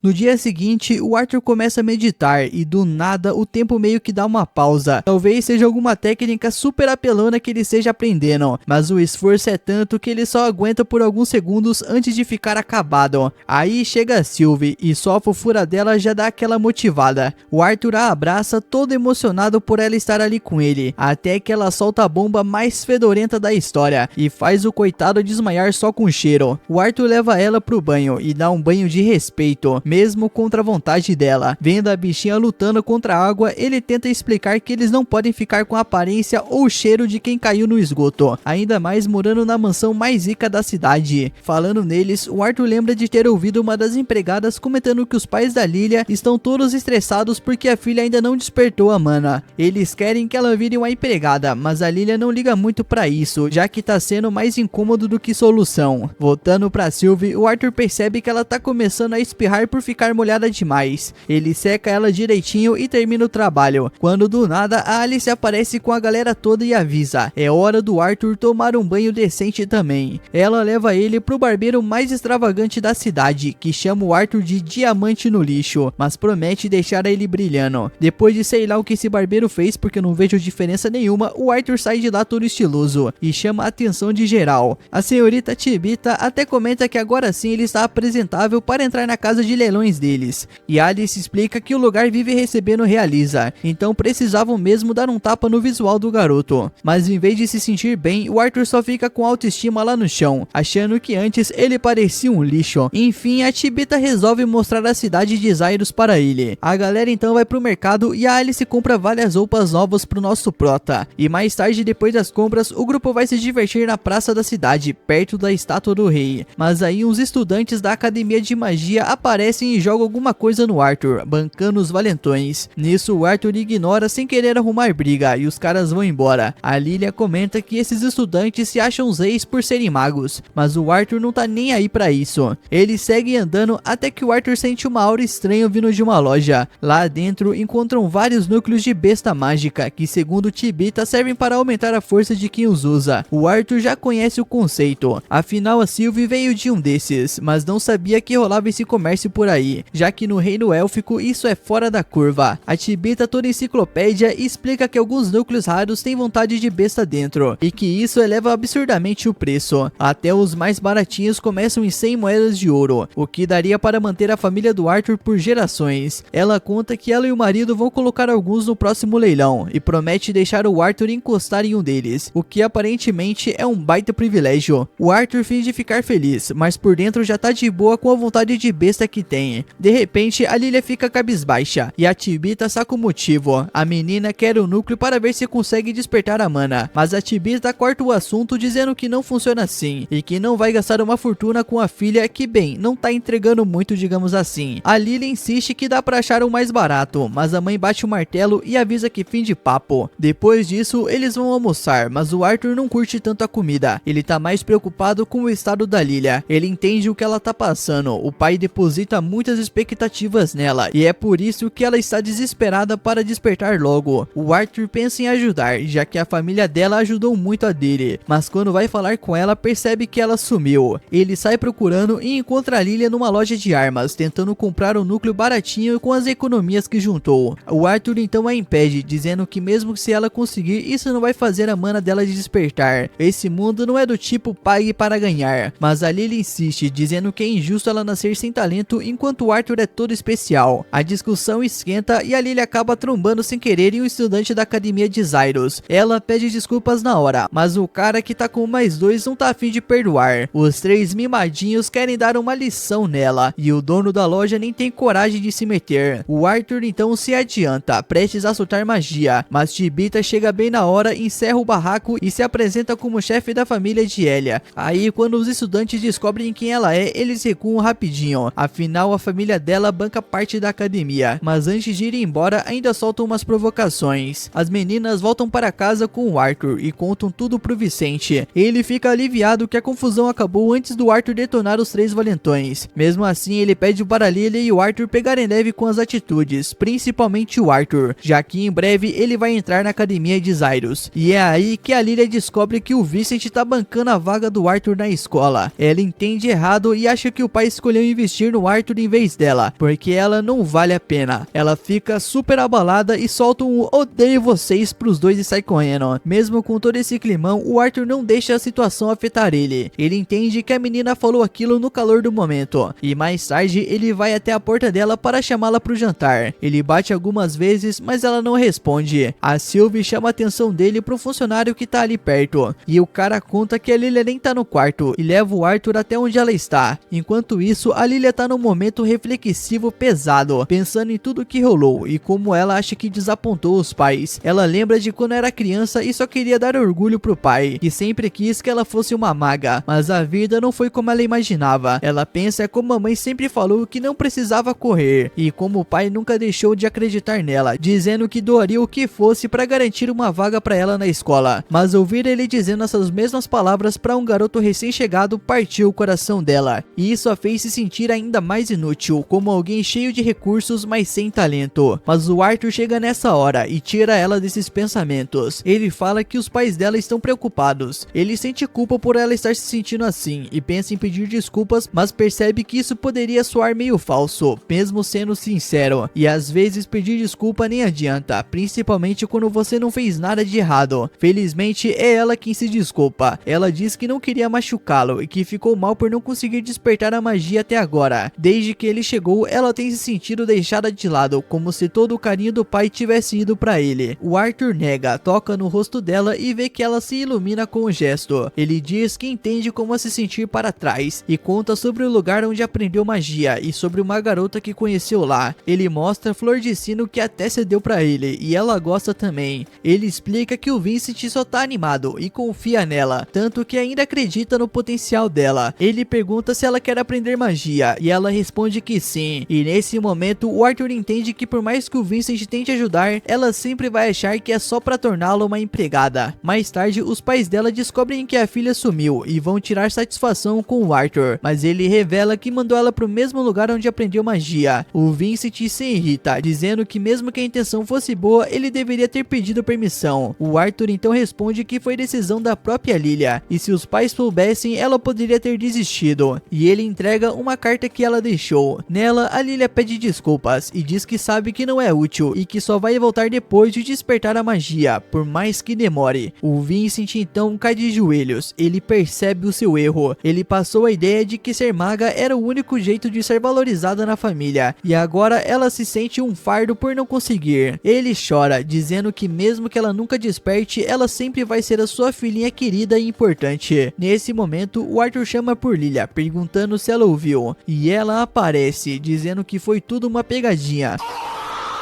Ela não tinha ido embora de verdade. O nosso prota armou tudo isso para mostrar o quanto ela é amada. Ela pede desculpas pelo susto, mas o Arthur assume a culpa. Afinal, foi ideia dele. Ele diz que sabe como é desesperador ver um filho sumir, como seus próprios pais sofreram com isso, e promete que não vai brincar mais. Mas o Vincent percebe que exagerou com a obsessão por magia. E sinceramente, se fosse tão fácil, por que ele mesmo não virou um mago, não é mesmo? Ele pede desculpas ao Arthur por querer mandá-lo pra academia justo agora que reencontrou os pais. Depois vai até a filha, abraça ela junto com a Tibita e diz que não importa nada disso, ela sempre será a filha deles. A Lilia sorri e responde que mesmo assim ainda quer ser maga e ir pra academia por mais que demore. Com tudo isso resolvido, o Arthur se prepara para ajudar as meninas a despertar a magia. Ele pede para a Lilia e a Eleanor sentarem e começarem a respirar fundo, já que respirar é uma das formas mais rápidas de se conectar com a magia. Ele manda elas fecharem os olhos e continuarem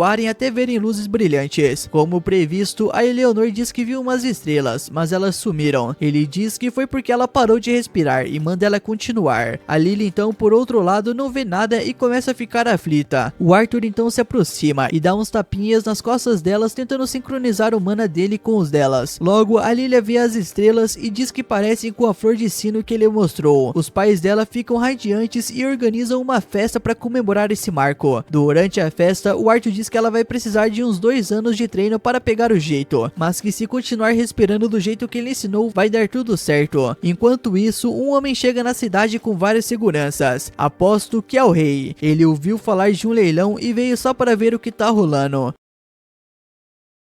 Mais tarde, o Arthur e a sua família são convidados para a casa de leilões e ficam impressionados com o tamanho do lugar. A Alice fica um pouco nervosa, achando que talvez esse tipo de evento chique não seja para ela, mas a Tibita tranquiliza ela dizendo que tá tudo bem e que é só curtirem a noite. O leilão de Tamag é um evento que tanto os aventureiros quanto nobres estavam esperando ansiosamente, porque é uma chance rara de comprar itens únicos coletados por Vicente, coisas como núcleos de feras mágicas e estátuas caríssimas de outros países. Por causa disso, a segurança está reforçada e é Reynald quem comanda os guardas. Quando o leilão começa, o Vincent aparece no palco e avisa que tem convidados especiais naquela noite. A família real do reino de Sapin, o rei Brian, a rainha Priscila e os jovens príncipes Curtis e Catharine. O público aplaude animado e o nosso prota supõe que eles devem ser bons governantes, já que parecem tão queridos. Com a presença da realeza, o Reynald e seus guardas ficam ainda ainda mais atentos para garantir que tudo ocorra sem problemas. Enquanto isso, lá dentro, o Vincent inicia um leilão com o primeiro item, uma espada forjada por um artesão famoso, que tem mana incorporada e faz a eletricidade fluir pela ponta. O lance inicial é 50 moedas de ouro, mas alguém já solta um 51 logo de cara. Com a disputa esquentando, o Arthur começa a pensar se ele mesmo conseguiria adicionar algum elemento a uma arma, se fosse apropriado. E é aí que ele vê o Vincent trazendo um par de máscaras que chamam a sua atenção, mas logo percebe que Sylvia sumiu. Ele achava que ela estava brincando com a Lilia ou a Ellie, mas vê as duas dormindo ali perto, então se levanta e vai procurar por ela. Enquanto isso, a Sylvia anda tranquilamente pelos corredores da casa de leilões, sem se preocupar com nada, até que é parada por um mago que veio junto com a família real. No palco, o Vincent apresenta o próximo item,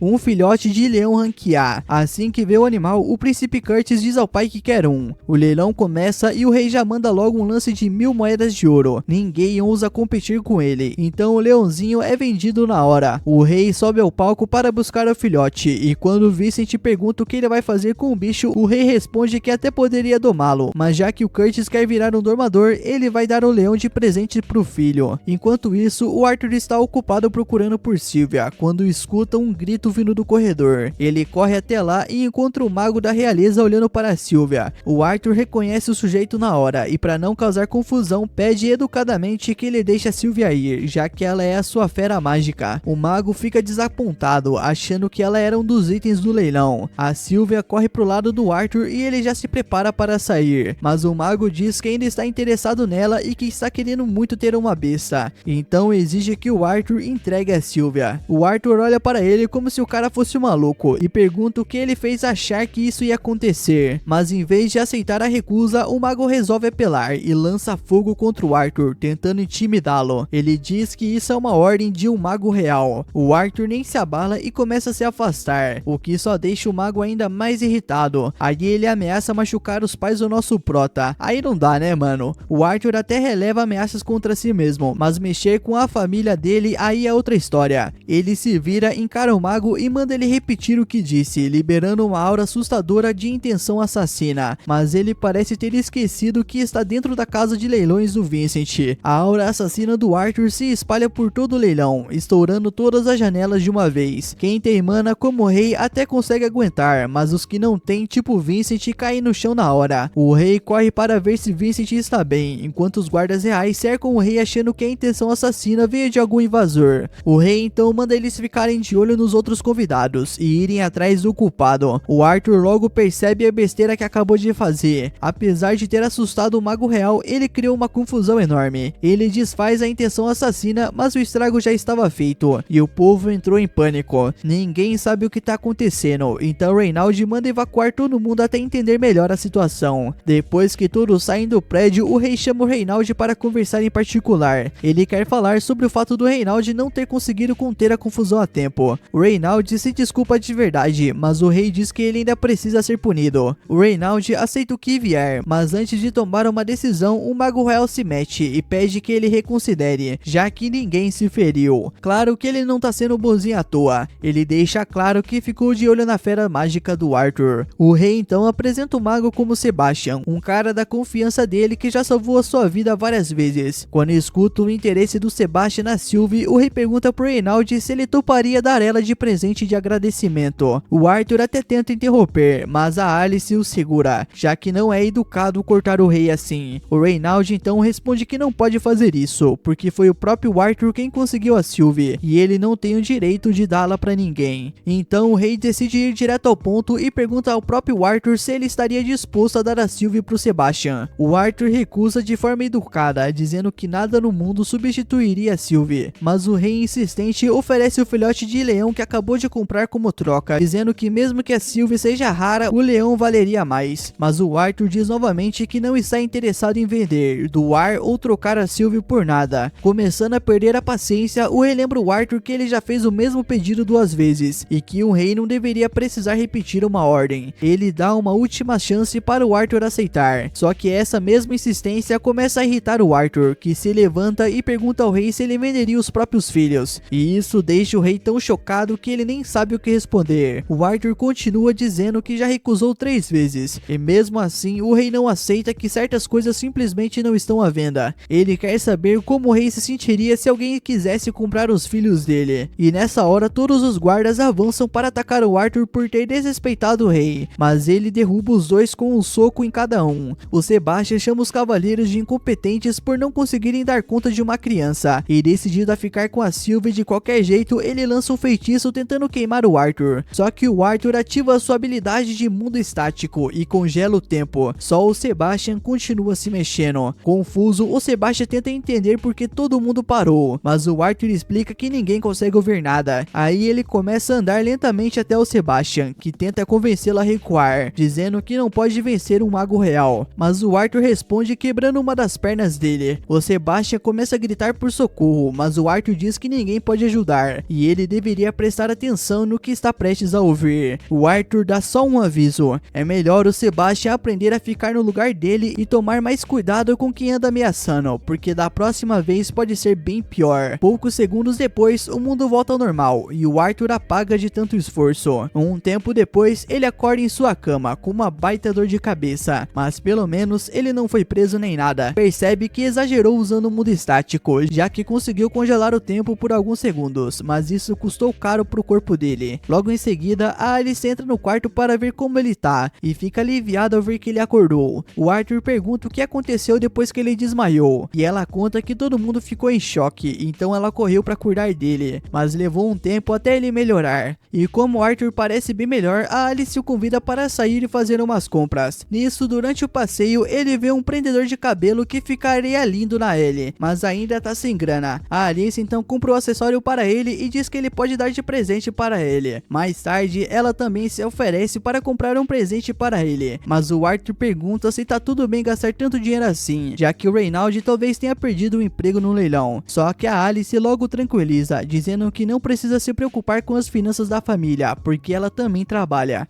O Arthur não fazia ideia, mas ao que parece, a Alice tem itens de luxo e eles são super populares entre a nobreza, ou seja, ela lucra bem. Dá até para comprar o que quiserem sem aperto nenhum, tanto que no fim das compras, os dois estão carregando sacolas para todo lado. Quando voltam para casa, eles escutam Reynald conversando com alguém na sala, dizendo que o silêncio dele não tá à venda, ainda mais depois do filho quase morrer. O Arthur pergunta o que tá rolando, e assim que o Reynald vê que ele tá bem, ele fica aliviado. O Arthur diz que não precisa de tanta preocupação, já que tá inteiro, e o cara com quem o Reynald conversava percebe que é ele o garoto do incidente, então chama o Arthur para se juntar a eles. Ele entrega uma sacola cheia de ouro, um pedido de desculpas do rei pelo pequeno incidente de ontem. O Arthur acha meio forçado chamar de pequeno por ter sido atacado por dois guardas e um mago real, mas decide manter a pose e agradece pela visita. O mensageiro fica feliz por ver o Arthur tão compreensível e garante que os dois guardas já foram demitidos, porque o rei jamais aprovaria matar uma criança só por recusar um pedido. Reynald acha que ser demitido é pouco para quem tentou matar o seu filho, mas o mensageiro lembra que o Arthur também foi meio rude com o rei, e que o rei foi generoso em perdoar a falha do próprio Reynald em proteger o leilão. Então, se os guardas receberam um pouco de alívio, o Reynald não deveria reclamar. Ele ia retrucar, mas o Arthur o interrompe dizendo que não precisa ficar brabo, que ele mesmo falou demais e acabou saindo dessa sem machucados sérios, então tá tranquilo. E falando em ferimentos, o Arthur pergunta o que rolou com o Sebastian, já que quebrou a perna dele. O mensageiro explica que o Sebastian também foi demitido e está sendo tratado no hospital. Ele vive dizendo que foi o Arthur quem quebrou sua perna, mas ninguém viu isso acontecer, e todo mundo estava olhando direto para ele. O rei achou que a magia do Sebastian deve ter saído pela culatra e acabou quebrando a perna sozinho. Ele ficou super chateado com tudo o que aconteceu, por isso está tentando consertar as coisas com esse pedido de desculpas. O mensageiro elogia o Arthur, dizendo que ele é um garoto com talento de sobra, mas também avisa: é bom tomar cuidado ao falar com gente poderosa, porque nem todo mundo é tão paciente quanto o rei. Arthur e Reynald aceitam um pedido de desculpas, e depois que o mensageiro vai embora, o Reynald entrega todo o dinheiro do silêncio pro Arthur. O nosso prota até pergunta se ele tem certeza disso, mas o Reynald diz que isso é justo, afinal quem correu o risco foi ele. Além disso, o Arthur vai precisar de grana se quiser fazer algo no futuro. O dia de hoje foi uma baita lição de humildade pro Arthur.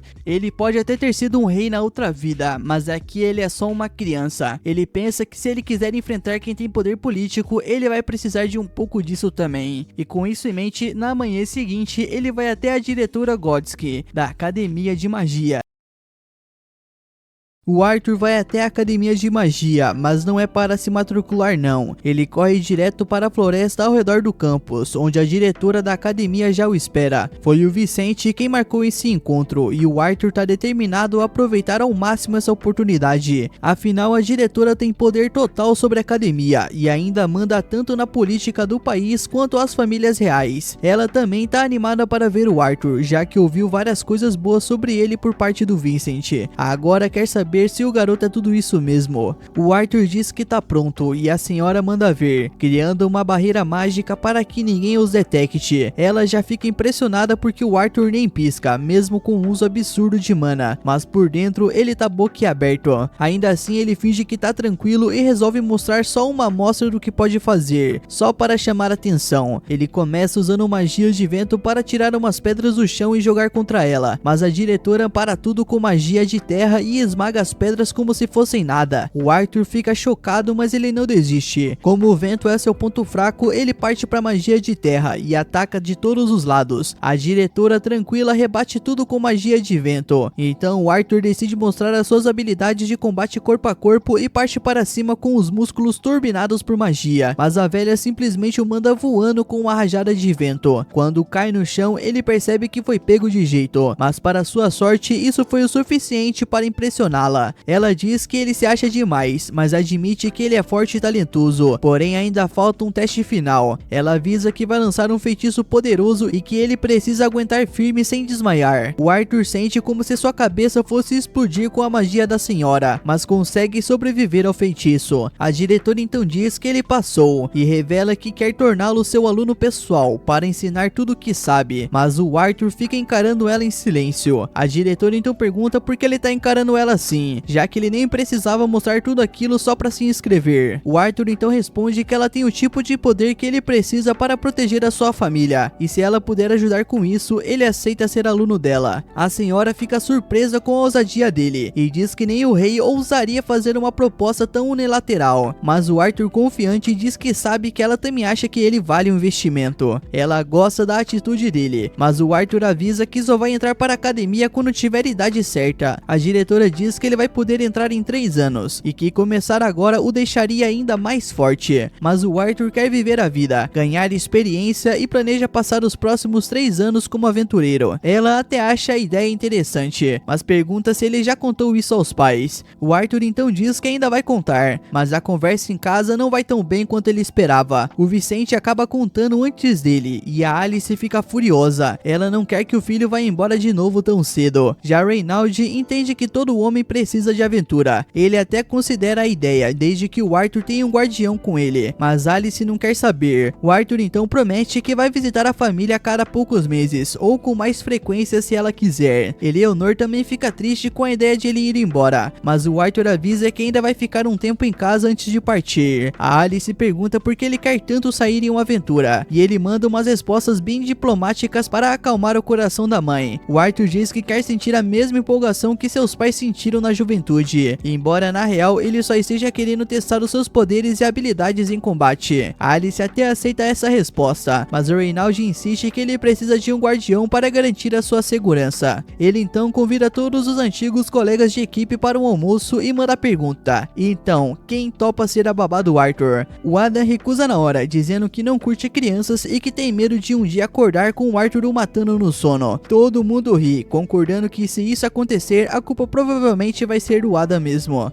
Reynald então comenta que não tem muito como pagar pelo trabalho agora, mas os amigos dizem pra ele não se preocupar, todos querem ver o Arthur crescer. Aí do nada, a Jasmine, a mais insistente da turma, se oferece pro papel. A Alice fica chocada, porque a Jasmine detesta ser guarda-costas mais do que qualquer outra coisa, mas ela diz que está fazendo isso pelo Arthur. Todos concordam que ela é perfeita pro trabalho, já que ela é uma conjuradora e também usa magia de vento. O Adam então, como líder do grupo, dá o aval e tá tudo certo. Mais tarde, o Arthur e a família encontram a Lilia meditando sozinha na sala. Eleanor fica brava por Lilia ter começado a treinar sem ela. O Arthur, por outro lado, fica satisfeito com o progresso das duas, mas torce para Eleanor não despertar os seus poderes tão cedo, para evitar chamar a atenção indesejada. Depois, o Arthur vai à casa de leilões para escolher uma arma pro teste da guilda dos aventureiros. O Vincent diz para ele ficar à vontade e explorar. O Arthur vai pro arsenal e fica de boca aberta com a uma variedade de armas. O problema é que tem tantas que ele não consegue se decidir. A maioria são espadas de 2 mãos ou grandes demais para ele. Aí a Sylvie encontra algo interessante escondido debaixo de uma mesa. O Arthur acha que é só uma barra de ferro, mas ao puxar percebe que é pesada demais para isso. Ele desconfia que é uma espada e tenta sacá-la, mas não consegue normalmente, então ativa suas habilidades de conjurador para liberar a lâmina. Assim que canaliza sua mana, palavras estranhas aparecem diante dele, e a espada feita de um cristal translúcido é finalmente revelada. O Arthur sente que ela é pesada demais para usar com precisão, mas afiada o suficiente para cortar um barril de uma vez só. Ele vê uma palavra gravada na lâmina, mas não consegue entender. De repente, a espada dá um choque nele e cai de suas mãos, e quando ele a pega de novo, ela tá bem mais leve, e até o tamanho mudou para se ajustar ao seu corpo. Ele nunca viu uma arma assim, que se adapta ao seu usuário. Nesse momento, o Reynald e o Vincent aparecem procurando por ele, já que o Arthur demorou muito. Ele entra em pânico, pega qualquer espada comum por perto e diz que quer essa. O Reynald faz alguns testes e aprova, e o Vincent também não vê problema, mas então nota uma segunda espada na cintura do garoto. O Arthur tenta manter a calma e diz que só é uma barra de ferro que vai usar para treinar. O Vincent não lembra de nada parecido, mas o assistente dele lembra que um velho maluco jogou aquela coisa nele, dizendo que ninguém era compatível com ela. Eles até mostraram para vários avaliadores, mas ninguém conseguiu entender do que se tratava. O Arthur, desesperado para não perder a espada, faz uma carinha fofa e convence o Vincent a deixá-lo ficar com ela. O Vincent, encantado, diz que pode levar, já que nem ia vender mesmo. Depois disso, o Arthur volta para sua rotina com a família, resolvendo as suas pendências e treinando para ser um aventureiro. Logo, ele faz 9 anos e ganha uma pequena festa, e cada um traz um presente especial para ajudá-la na sua nova vida. Reynald e Alice dão uma luva com pedras mágicas que armazenam feitiços de cura nela, para ele se curar se precisar. O Vincent dá um anel com sensor que avisa Alice caso ele esteja em perigo. Adam e o pessoal do grupo dele compram um pergaminho de som que permite mandar e receber mensagens. O Arthur agradece a todos e promete se tornar o melhor aventureiro que eles jamais viram. A Alice então o abraça e diz que não precisa ser rico nem famoso, só quer que ele volte para casa são e salvo. Naquela noite, o Arthur arruma sua mochila para partir, decidido a ficar mais forte do que jamais foi em sua vida passada, tudo para proteger quem ama. E quando desce, a família já está toda reunida para se despedir. É um momento emocionante, cheio de abraços e desejos de boa sorte. E assim, o Arthur está pronto para começar a sua nova jornada, com Jasmine ao seu lado. E esse, meu mano, foi o resumo do episódio 11. Só falta mais um, hein, meu mano? Só falta mais um e acaba. E, cara, meu Deus do céu, esse final aí, mano, com todo respeito, quem que deixa um moleque de 9 anos sair pra morrer, mano? Desculpa, né?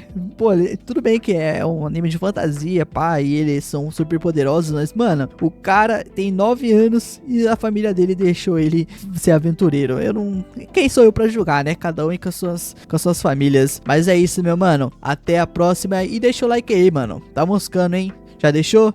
Então tamo junto. E lembre-se, o Drezinho Nimes ama você.